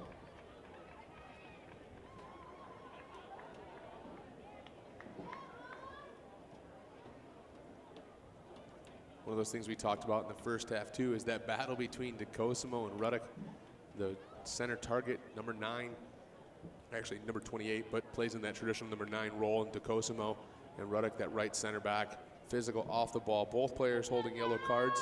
Dara O'Riordan for GRFC on a yellow card as well.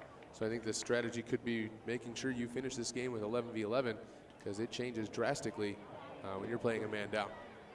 Well, that little battle between DeCosmo and Ruddick, Ruddick had the upper hand when DeCosmo got his card, but not even within 5 minutes gone on the clock, Ruddick picked up his by slide tackling Matty Whalen. Yeah, I think you call that a little battle, but it's been a pretty big battle. Those are two good-sized guys, both strong, going into it. And there's the whistle, and we're off.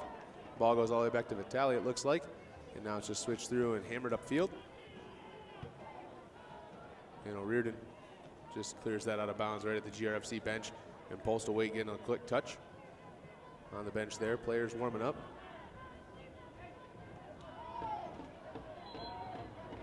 Looks like Babayev is the one jogging with the Pinion down there for GRFC. Usually started a lot of games at center back here, but Vanderlaan got the nod tonight.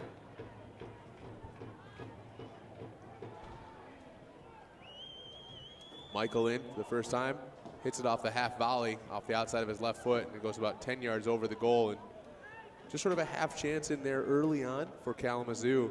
And that's basically what you want to do, is to get that quick little half chance, sneak something in, make something happen, and put GRFC on their heels.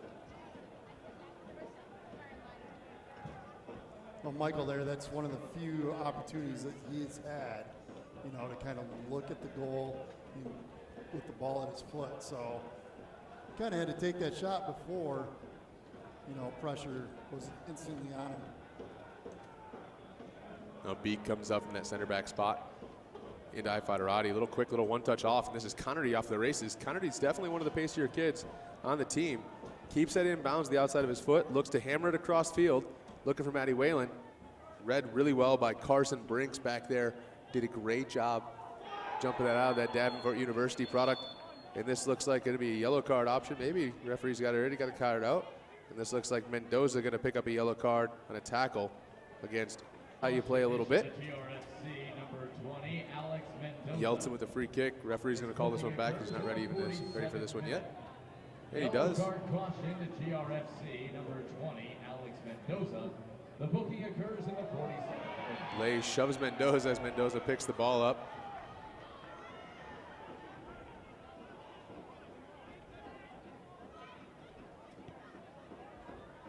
Referee's having none of it, making sure these players understand it. Doesn't want to get this out of the way. Doesn't want things to get out of hand. But this is a competitive environment. Got to keep this in mind. All these guys either played or currently play at a high level collegiately all over the area in the Midwest. So when you get out there, the competitive juices flow. It's going to be a battle back and forth. There's no love lost. You don't care if you play on the same team in the fall. You both play at Davenport. You both play at Western, so on and so forth. When it steps on the field, it is going to be a physical battle, and it's going to be one of those things where players aren't going to hold back. They're going to go as hard as they possibly can. You know, and you're looking at the mind games as well.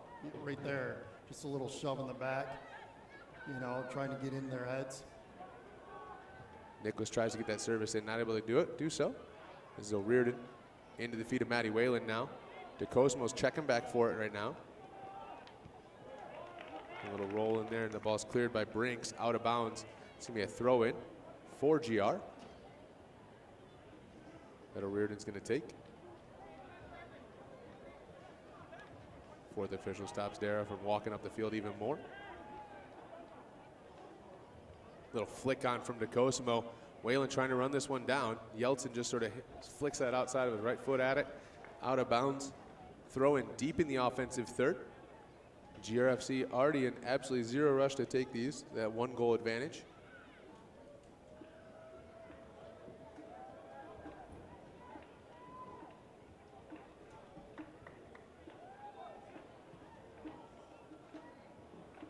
Matty Whalen with a big long throw taken in there. Fadarati tries to do something with it. Doesn't really do anything. Beek's gonna have to head this one up in the air. Mendoza flicked at it now. The ball sort of just bouncing around there. Neither team able to find possession until Kalamazoo does, looking for the feet of Michael. So dummies that one through. I'm not sure if that was off of Beek or off of Michael. But it is off of Beek. So it's gonna go out for a corner. And that's sort of an unforced error there from Captain Sammy Beek in the back. That's one of the very few, if not maybe the only mistake he has made tonight. Yeah, extremely consistent player so far. And we talked about him before, played for Milwaukee Torrent in the MPSL last year. Sort of wanted to come into GR, and it didn't work out. And this year, head coach Lewis Robinson made it his priority to get him here as that ball's driven across to the back. Whalen ends up on the ground. But it's going to be up for a throw-in. We talked about head coach Lewis Robinson not being here this evening. He's coaching out there in the Development Academy National Championship against the San Diego Surf. And when I saw it last, they were actually up 1-0 in that game. Scored a goal in the middle part of the first half. A great chance there for them to come back. And it is tied 1-1 now. Midwest United and San Diego Surf with about 6 minutes to go in the first half there. So keep it going, Midwest United, as DeCosmo comes in looking for targets. Fadarati in there. That ball's cleared out by Alex Ruddock. Just comes across there and smashes that thing off the wall at Houseman Field. But a big chance there as DeCosmo was looking for Fadarati at that back post. Well played, almost perfect into the box. Spike's ball coming in there over the top. Not able to keep it in. And I think that was the first corner of the night actually for GR. And here comes the first substitution for Grand Rapids FC. And it's Babiev coming onto the field. He's going to replace the captain, Sammy Beek. So Sammy Beek's going to get a break in here, put his work in, score the penalty kick, hands off the captain's band to Jake Vanderlaan. And it gives a chance maybe for both these guys, knowing with the contest coming up, that tonight probably wouldn't be as tough as on Sunday. So you want to give those guys a little bit of rest and make sure they're not playing two highly competitive games in less than 48 hours. So it's a good conscious decision from the coaching staff at Grand Rapids FC to get Beek some rest. You know, on Sunday's game is in the middle of the heat as well at 3 o'clock, the peak of the heat. So hydration's also going to be key. But it's important to see now that tandem right now of Babiev and Vanderlaan if they can sort of keep the different system going on. I thought Beek and Vanderlaan did really well together. They covered for each other, did really well, kept the ball moving. But now it's a different center back tandem, and realistically, that's just as important, if not more as important, as your number 10 and number 9 up the field. You know, you look at that even with the U.S. women's national team coming into the World Cup. You know, there's so many different rotations on that back line. You know, and that's what made them successful 4 years ago. You know, consistent back line that worked extremely well together. Yeah, U.S. women's national team picks up a 2-1 victory in the quarterfinals of the Women's World Cup. Play on Tuesday against England in the World Cup semifinals. So guaranteed a spot in the final 4 in the world there. Guaranteed 2 more games at least. Well, hopefully play in the championship game, but if not, they're guaranteed a spot in the 3rd place game. So more soccer coming from the U.S. and great success. Of course, the men's team as well in the Gold Cup right now as well, coming off some great victories to avenge some things. And definitely want to see the men's team pick it up and avenge some disappointing results in the last year, so to speak. What's been impressive about the men's team, too, while we're on that subject, is 0 goals against right now. And that includes a game against Trinidad and Tobago in which they routed them 6-0, which is a team that forced them out of the World Cup. Alex Ruddock in the mix again, this time against Ifat Arati on that far side. They went in a tackle. Ruddock sort of had a little bit of a, looks like sort of a little kick out, and Ifat Arati is not happy and picks the ball up and walks right over to the center official. Ruddock, no love lost between that stuff, and he's yelling back at him now. There's a battle now. TJ and Ruddock. Decosimo versus Ruddock, TJ versus Ruddock. One of those constant battles back and forth that we're seeing this evening. Throw in taken to Vitale. Vitale's able to keep it. Connerty just a little bit off the foot. And want to make sure TJ keeps his head in this system as well. Swike in, running up the field. Mistouches a dribble. Finds himself on the ground now, as it looks like Newman might have caught him late. And Swike just holding his face, neck area.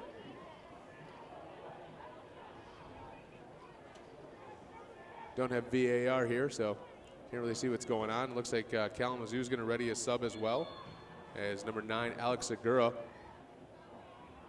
checks at the 4th official.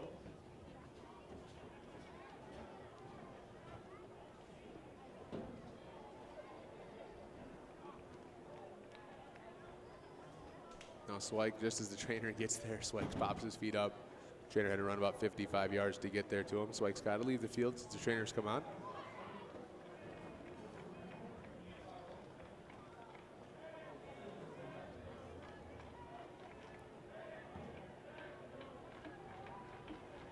And it looks like Segura is going to come on for Lay. So Segura is going to step into that midfield.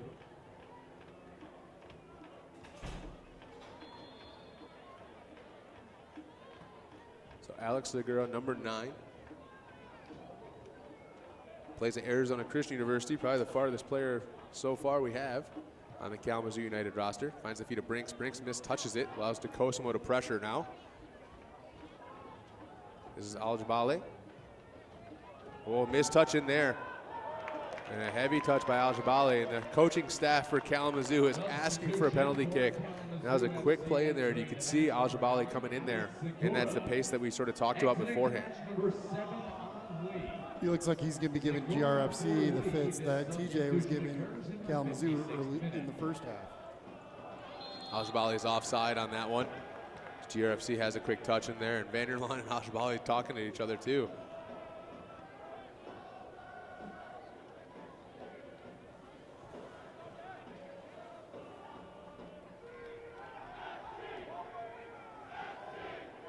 Vanderlaan up to Matty Whalen. Matty Whalen just gets bowled over. Referee blows the whistle. Yeltsin fouls him.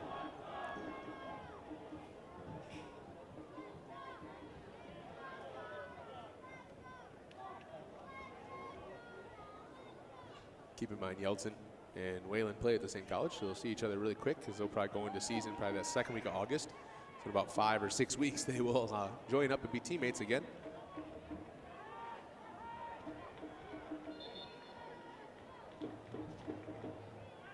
Decosimo to take this one.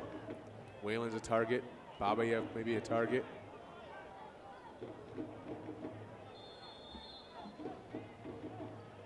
Connerty at the back. Connerty's sort of by himself on the numbers on the far side. Just sort of has some space behind him.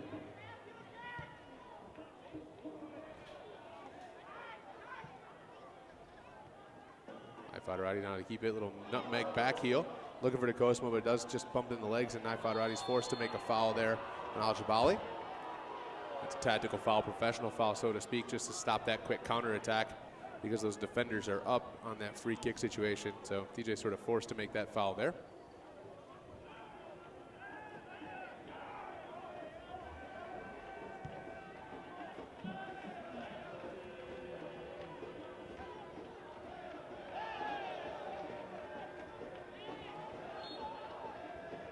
Al-Jabali called for a foul there. Head coach Brian Clements down here for Kalamazoo, making sure the center official knows that he disagrees with that decision.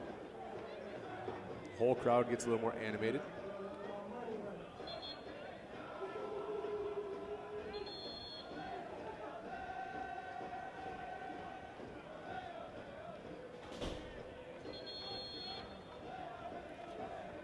Center referee's talking to Joe White.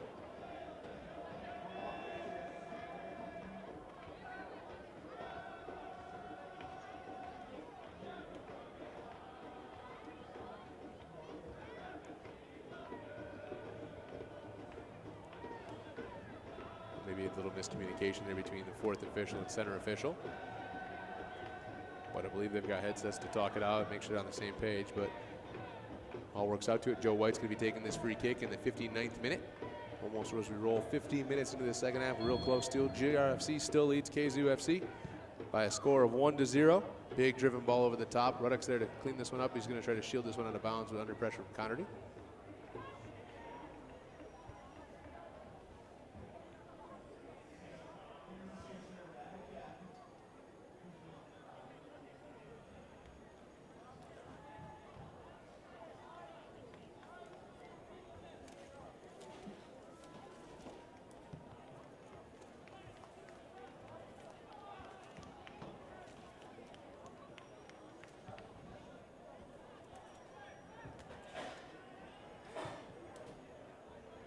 GFC needs to find a little possession. Does Alex Mendoza all the way across to DeCosmo, who's on this flank. DeCosmo keeps it in bounds. Look at it, sort of out. Little step over in there. Al-Jabali on the space coming forward. DeCosmo just sort of shepherds that one out. Doesn't really have a foul going on. Kept his arms sort of up in the air. Just thought he physically played him out there, but DeCosmo's got to be careful. Keep in mind he's one of those players sitting on the yellow card, and you want to make sure we end 11 on 11. He's got to keep that head moving and keep his smarts.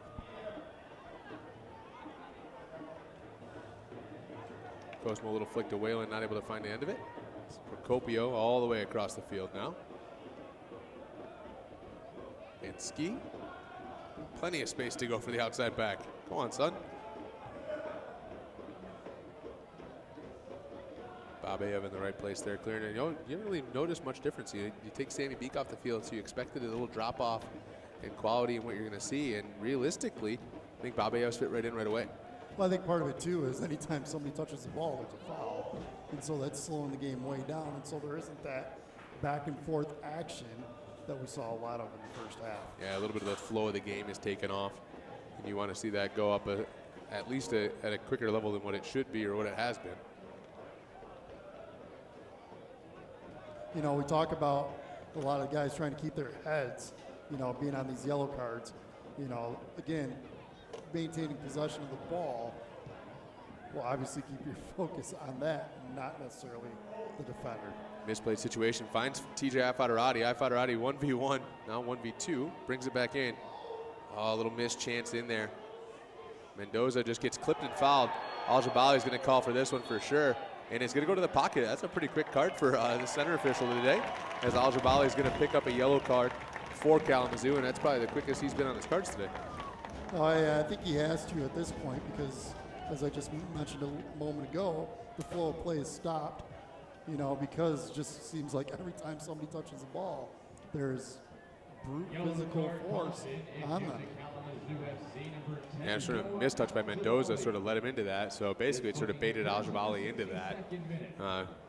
regardless of it, it's a good free kick and about a 40-yard situation here for GRFC. DeCosimo, who took the one on the flank earlier, is going to take this one as well. Sort of flicked in there. Great ball opportunity, just wide of that ball, or wide of the far post there on that one. It looks like O'Riordan maybe is the one that got that. As he jogs back in, and sort of a header flicked wide, and Walker was stuck to the ground, cementing his boots there. But that ball goes wanting as well. And eventually these chances that we're missing could come up to sort of bite us in the butt, so to speak. Well, you don't want to see that happen, but that ball in was incredibly well placed. And O'Riordan's run in the box on that ball was just as great. Just again, we talked about in the first half, we've got to finish these in the final third. Yeah, ball's hammered out and cleared. Whalen looks to keep this one, physically battles through everybody there. Whalen's not one to be shy about that at all. He flows in nice and strong on almost every challenge. Looks like Kalamazoo's going to ready another sub here. And it looks like Dalton Michaels' night is over. He's going to be replaced by number 39, Mario Diaz. Substitution for Kalamazoo FC entering the match, number 39, Mario Diaz Jr. Exiting the match, number 22, Somewhat of an unproductive night for Michael, but not to his fault. He really did not get a whole lot of touches on the ball. And a lot of that is just based on their style, playing to those wings on the flanks. And a tremendous job by GRFC clogging that middle for him. Yeah, and it's hard to play in that striker role, basically in that 3-5 or 4-2-3-1, so a 4-5-1 basically. And you just have to constantly work as GRFC comes through. As Connerty's going to find it, take a shot from long range. Connerty hits a screamer on a worm burner right there. Walker's able to come down and make sort of a routine save there, but he absolutely hit through that ball.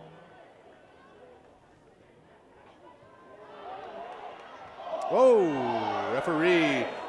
This looks like a situation here where it might have been in on goal. Referee's going to his pocket. Which one is it? And it's most likely a yellow because I think that's the one we went to before. Center referee comes over and squares up on everybody. And it is a yellow card. And I think that's on Vitali. It looks like number 18, Giuseppe Vitali, former GRFC player. Here's a dangerous opportunity for GRFC, something that they need to convert on. Yeah, DeCosimo is the one that puts this down. He's looking at it. He's the one that's been taking almost all those free kicks in direct areas. Swike's the one that normally serves it, but DeCosimo wants this one. Yellow card caution issued to Kalamazoo FC. GRFC lining up their next substitution. The booking occurs in the And it looks like it's going to happen as well as Mendoza comes off. An interesting change here as Mendoza comes off and Scott Doney comes on. So Mendoza comes off, Doney comes on, which means most likely DeCosimo is going to go back into that number 10 role, and kind of like a number 10 and sit in this sort of attacking center mid. Doney's going to go up and sort of play that target. I mean, Scott's a great player and all. He's just not really that attacking center midfielder type, but DeCosimo has played there this season for us. Well, this is a good time for Downey to come onto the field, though, in this kind of situation with his height and his frame. Yeah, decent first option here as he comes in. He's about 6'4", 6'5", so good opportunity at the back post, and he's got a good 2 or 3 inches on anybody on the field right now. As DeCosimo tries to play that in, Walker sort of bobbles it. Was able to fall on the second ball there, but Doney was right in front of him just to make sure he stays honest a little bit. Rather than hitting this one long, Walker arrows this ball to his feet, drives the ball a distance.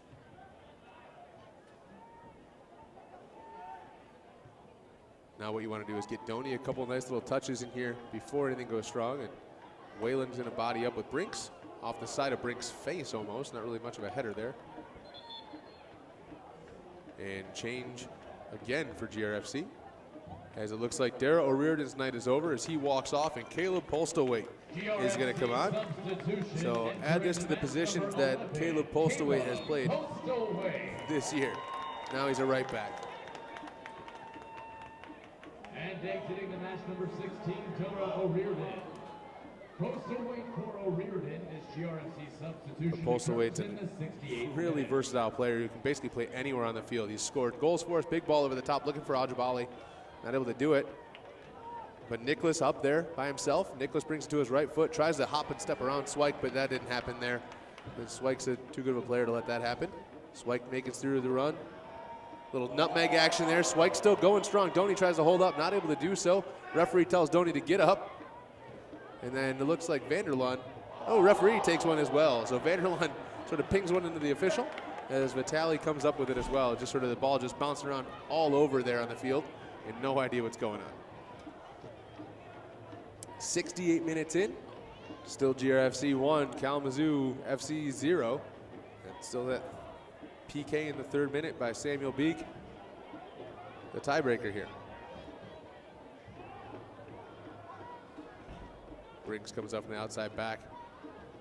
Plays into Procopio. Procopio thought about taking it from distance. Al-Jabali trying to sneak in behind, but he is offsides anyways, and no matter what, he took it with the wrong part of his wrong foot anyways. Hit that with his right foot, so even if he wants to get that on frame, he's got to use his left, but he was offsides as he snuck behind Postlewaite. I would think that in the next few minutes, probably about the 75-minute mark, you're going to see Kalamazoo really push to get that notching tying goal. You know, we got not many points separate us right now, just 3 points in the table. Playoff implications on the line in this game as well. So it's going to be a fun final 20 minutes of this game.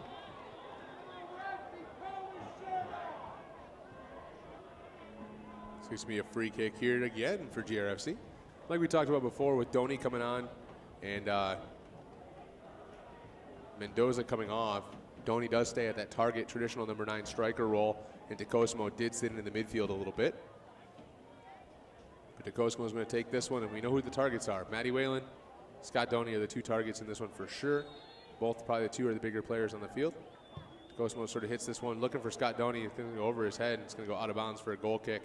Just sort of overhits that. Maybe expected TJ to run in behind, but not on the same page there, and it's going to be a goal kick for Kalamazoo.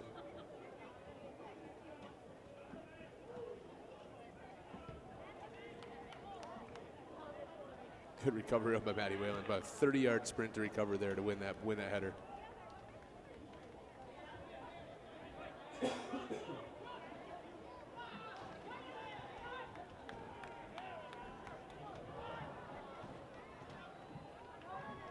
Oh, a little late off sides there. Joe White comes in.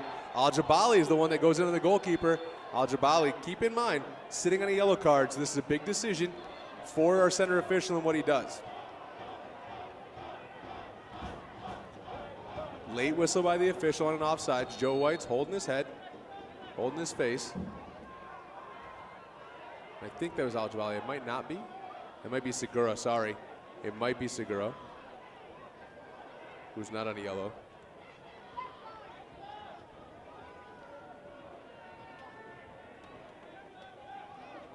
Extended conversation between our center official and number 39, Mario Diaz, I apologize.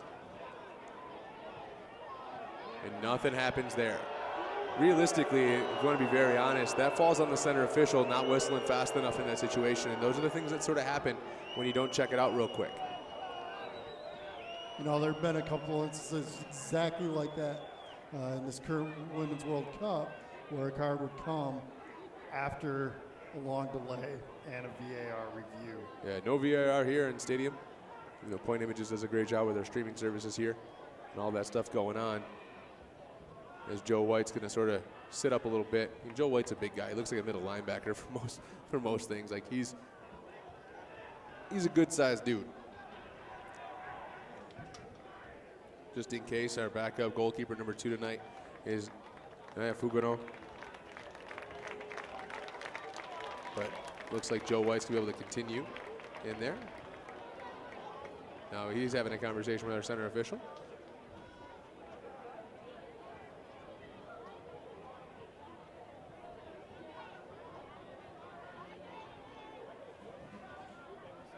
And Kalamazoo readies their next substitution as number 11, Donovan Michael, brother of Dalton Michael, who started the game. He's going to come in, also plays collegiate like we talked about at Western Michigan University.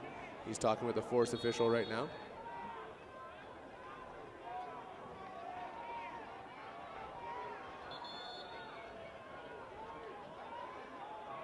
Joe White's just milking the clock here right now, just sucking up minutes as much as possible. For the third time the center official is doing this stuff, but there is a substitution made too, as it looks like number 2, Jake Van Ski, is going to come off the field, and that means number 11, Donovan Michael, is going to come on. So Donovan Michael, traditionally a forward by trade, replaces a defender. So this will be a tactical substitution in here for Kalamazoo. And that's going to make things a little bit more interesting here for Kalamazoo as they're trying to go in there and get that tying goal. So definitely a tactical change, most likely a 3-back situation as Connerty comes in with Whalen, combines through. Postal Weight just sort of hits that one forward, under hits it, picks it off. And DeCosimo, quick-footed in there, just still hits it out of bounds though. But DeCosimo ends up on the bench of Kalamazoo.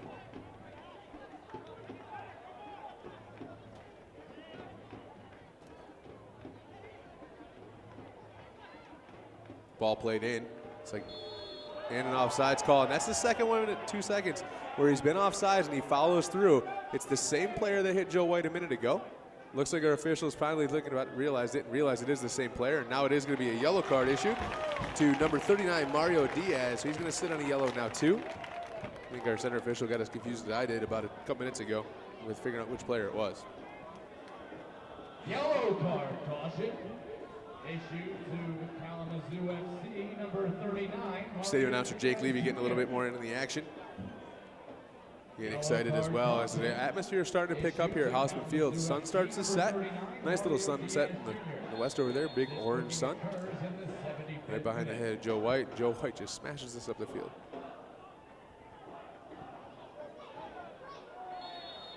Carson Brinks over the back of Matty Whalen, which we haven't seen more than 3 or 4 times this evening.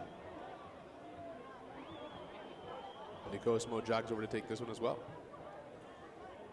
You can see that Scott Doney's size is actually going to cause some problems as well for Kalamazoo. He's getting, especially right there before the foul on the ball that was coming in, he was getting mugged pretty good, and no call there, but the second one did get called.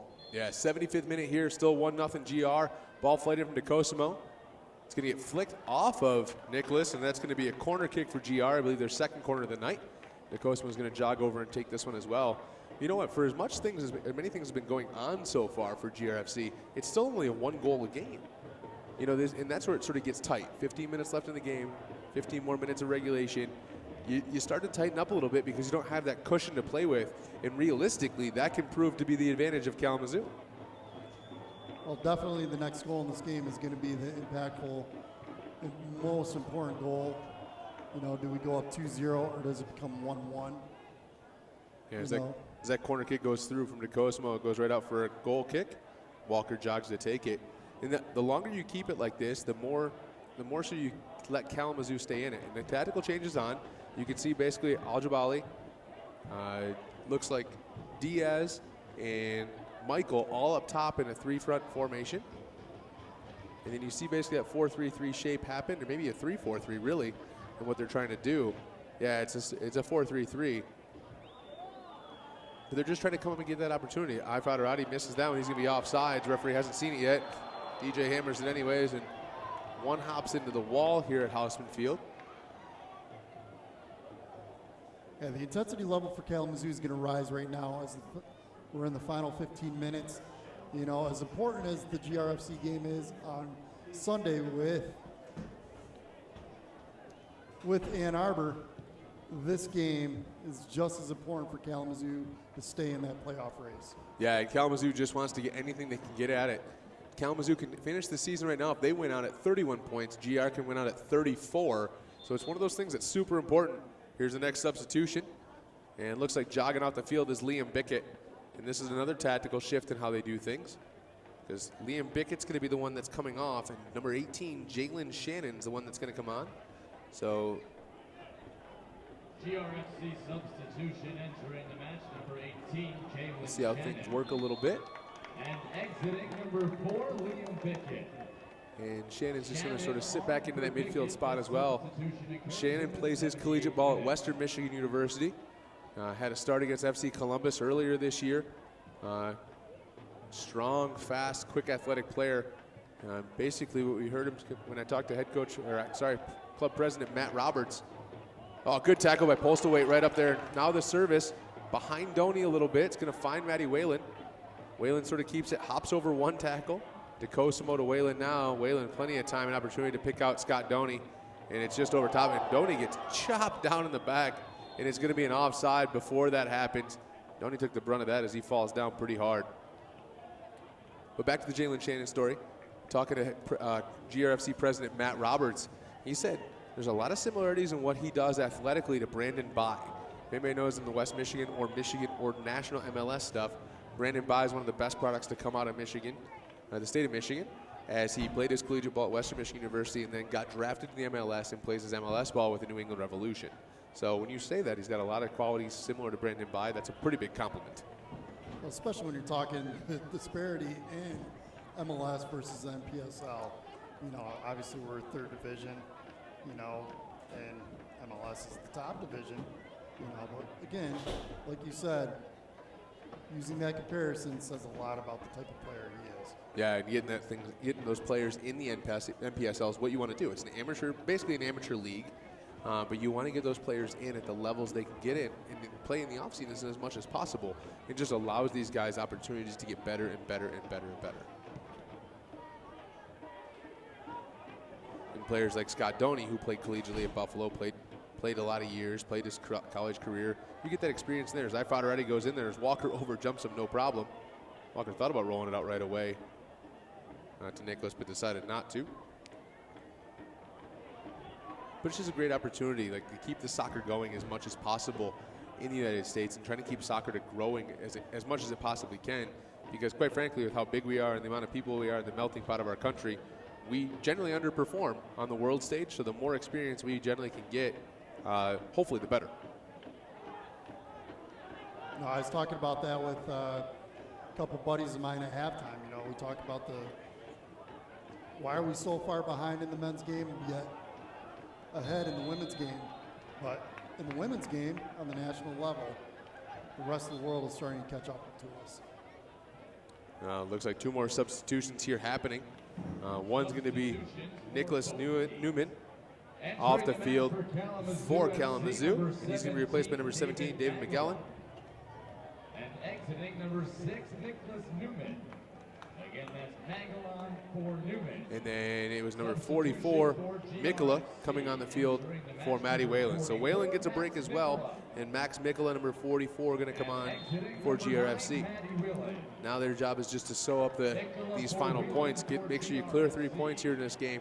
We're inside the 81st minute, so about 10 minutes left in regulation. We're just under that. As Doney gets the head flick on, looking for Mikkola right away, not able to find him.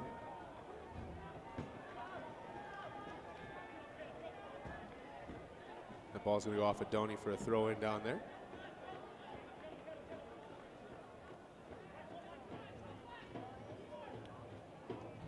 Still one field player substitute available for GRFC in Jack McCarron.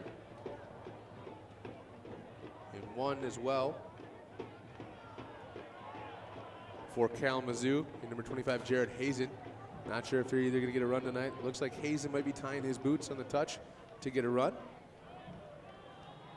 And McCarron stands up from the bench just as I say that. So both teams going to clear their field player benches. Ifadarati is able to turn in there, not able to keep it.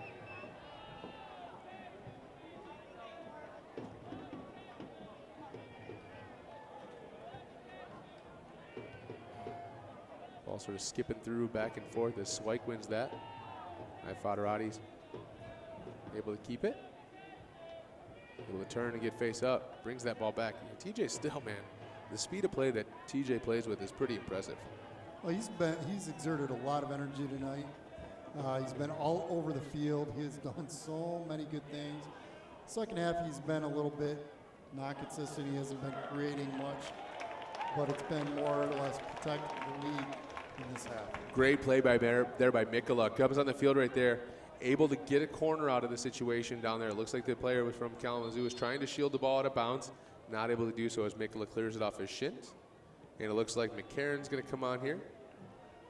And McCarron's going to replace James DeCosimo, who put in a shift up top as the target and then went into the center midfield role.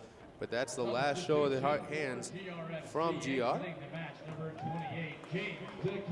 And Jack McCarron's going to come on there for about the last 7.5 minutes of regulation. Entering the match, number 15, Jack McCarron. McCarron normally a starter. McCarron for DeCosimo. This substitution occurs in the 83rd Quick minute. touch in there. Ifadarati, good little turn in there. A little bit too hard. But Ifadarati 1v1, doesn't able to do anything as he's picked. And Ifadarati recovered. Man, TJ is fast when he wants to come back and recover. Like the speed that he can run with is absolutely blazing. He can flick it on in a snap of the finger. As Connerty gets called for a foul as he sort of chops down Alex Segura, who slid up top a little bit, as Kalamazoo is still looking for that equalizer. GRFC looking for that second goal, sort of put the nail in the coffin, so to speak.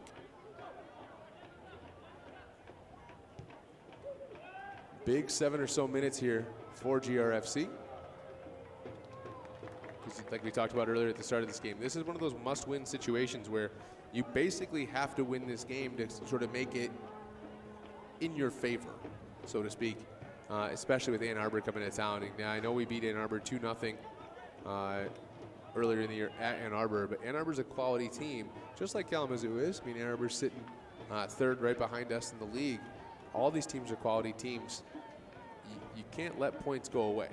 And both Ann Arbor and GRFC are hungry right now. They both recently were knocked out of the Milk Cup. GRFC by Flint, and Oakland knocked off Ann Arbor FC. Yeah, and that's a big thing too. The Milk Cup's a nice little league competition in here that both teams, if you win that, you get a nice little bonus, so it helps out as Doney keeps the ball, brings it back inside, looks to play Mikula, who probably thought he was going to go, looks like he thought he was going to go to TJ. Mikula's able to keep it in bounds, 1v1 in. Mix will just try to keep the ball in the corner and able to do so. Mrs. McCarron. McCarron sort of looks like a weird handball, and it was, as the center official cut that one right off the bat. So it's going to be a free kick here that Isaac Walker's going to try to take.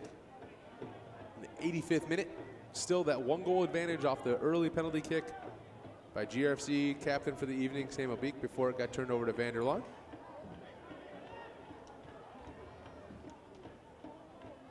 Both head coaches, head coach Brian Clement of Kalamazoo, and interim head coach, I would guess you'd say, and Erwin Van Elst. Both coaches up on the touchline.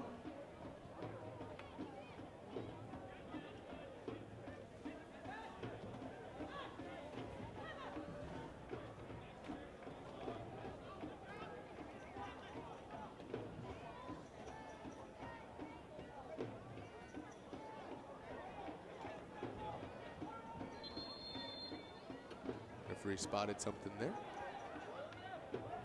Looks like it's a foul on Mikula. Be a free kick here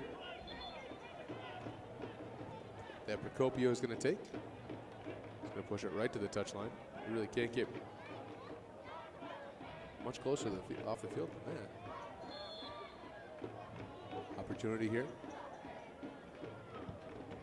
Procopio, Joe White off his line quick. Joe White, big strong Joe White comes in there. Doesn't matter who's in there. I don't want to get hit by Joe White at all. Like, I just feel like that's a bad option for anybody. No, you don't want to get hit by his body, but I think what was most impressive on that in traffic was his Velcro hands. He held onto that ball all the way to the ground. Yeah, he's been great for us this year. Started and played basically every minute of every game for us. Done a great job as Doney picks that one. Ifadarati's in now. Ifadarati 1v1 with Walker. This time he does. Walker makes the save to his left, or down to his left, and that's that situation we want. We're in a good situation, and we miss that opportunity to put one in the back of the net, and that goal then basically you can wave your flag, game's over.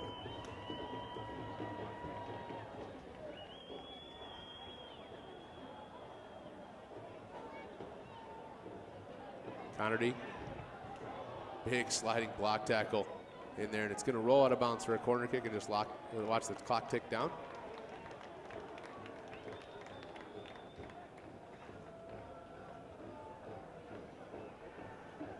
I think that was Carson Brink sliding in to block that one off the foot of Eric Connerty, but Connerty hit through that one again.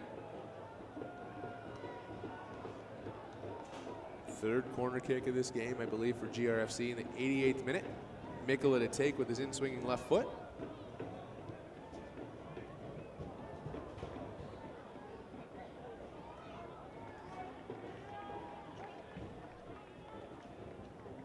And Babayev was the target and just able to flick it out of bounds.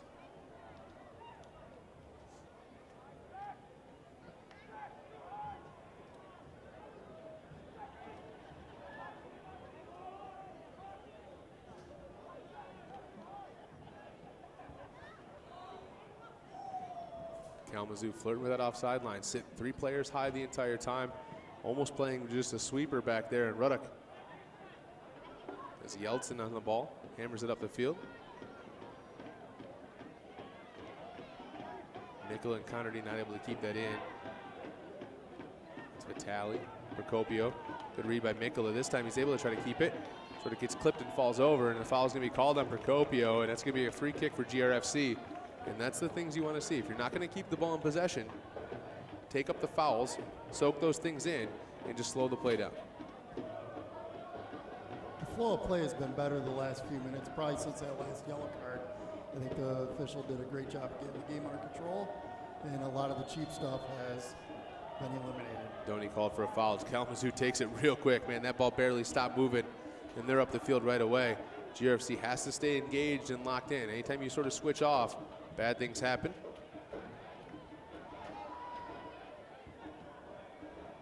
Fadarati now not able to keep it. Good tackle in there by Kalamazoo, and the ball's driven long.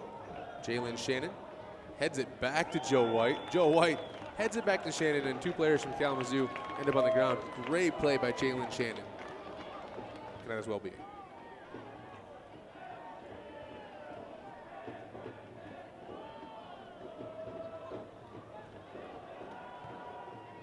Looks like that last sub from Kalamazoo is going to get into the game.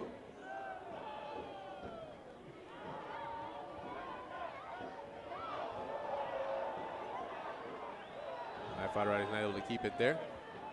Neither's Kalamazoo.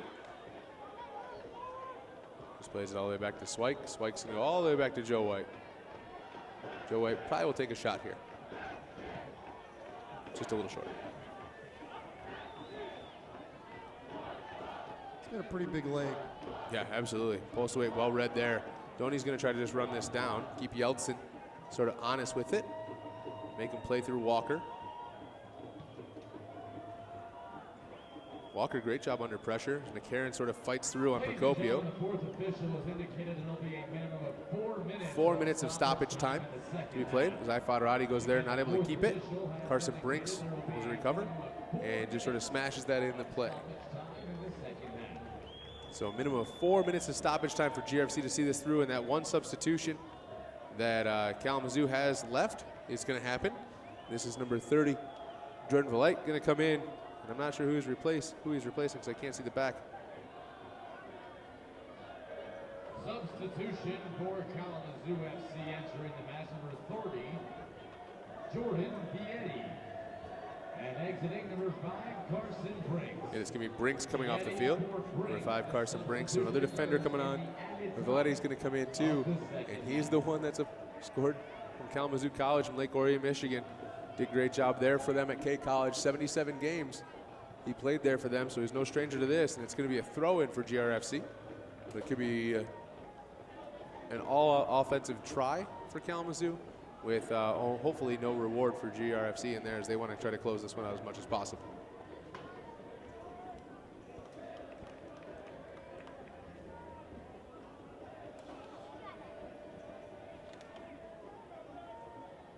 Doney in the corner, just sort of holding it up there, and Doney's just a big, strong dude in there.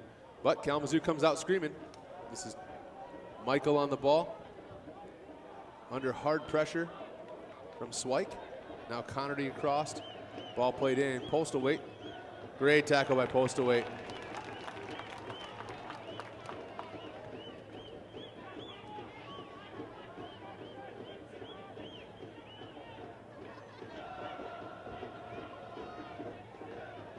Kalamazoo with a long throw. Postal Weight wins this header. Connerty wins that one. Sort of flicks it out there, and anyway but the back of the net is fine. By about halfway or so through stoppage time. Kalamazoo looks to just keep going direct as every attacker stayed in. Good win in there from Shannon. Al-Jabali, it's going to be a corner kick. Most likely, it's for Mikkola. It's a corner kick opportunity here, and it looks like Kalamazoo is going to load the box up as much as possible as they sort of frame everybody in. And Ruddock doesn't seem too excited to go in the attack at all from the back. It's a long way for him to run. I have about 3 minutes into stoppage time here. Basically, you just got to defend this corner as the ball's flighted in way over the top, and sort of a wasted chance there as that ball's going to whip over the top and go out for a throw-in for GRFC. You know, that's a wasted opportunity, of course. I mean, you get that free kick in there, you just overhit it. The adrenaline's too high, you're not calming your nerves as much, and it's sort of a missed chance. Well, right now they're in rush mode as well, and so your mind's on that hamster wheel moving, and you just got to slow the game down mentally and get it done.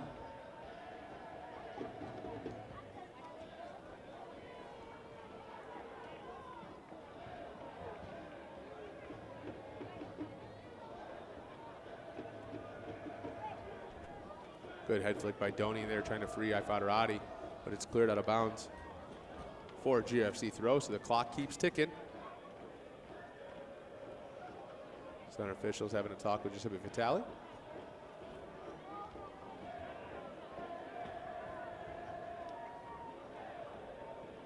Swike still takes the throw in as Doney tries to sort of box him out a little bit. And Doney's able to get the throw in too, which makes that clock tick down even more as Doney just drops the ball, leaves it for Swike.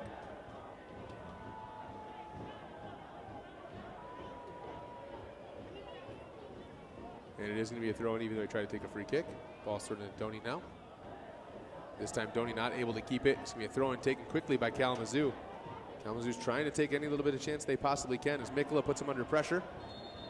And the referee blows the final whistle, and just like that, GRFC comes out with the 3 points they needed tonight, Jamie. That's exactly what they needed, coming off the 2 losses. And this is huge. Now we can go into Sunday's game against Ann Arbor and really put our focus there, and then hopefully get 3 points there, and then it's the battle of Keyword.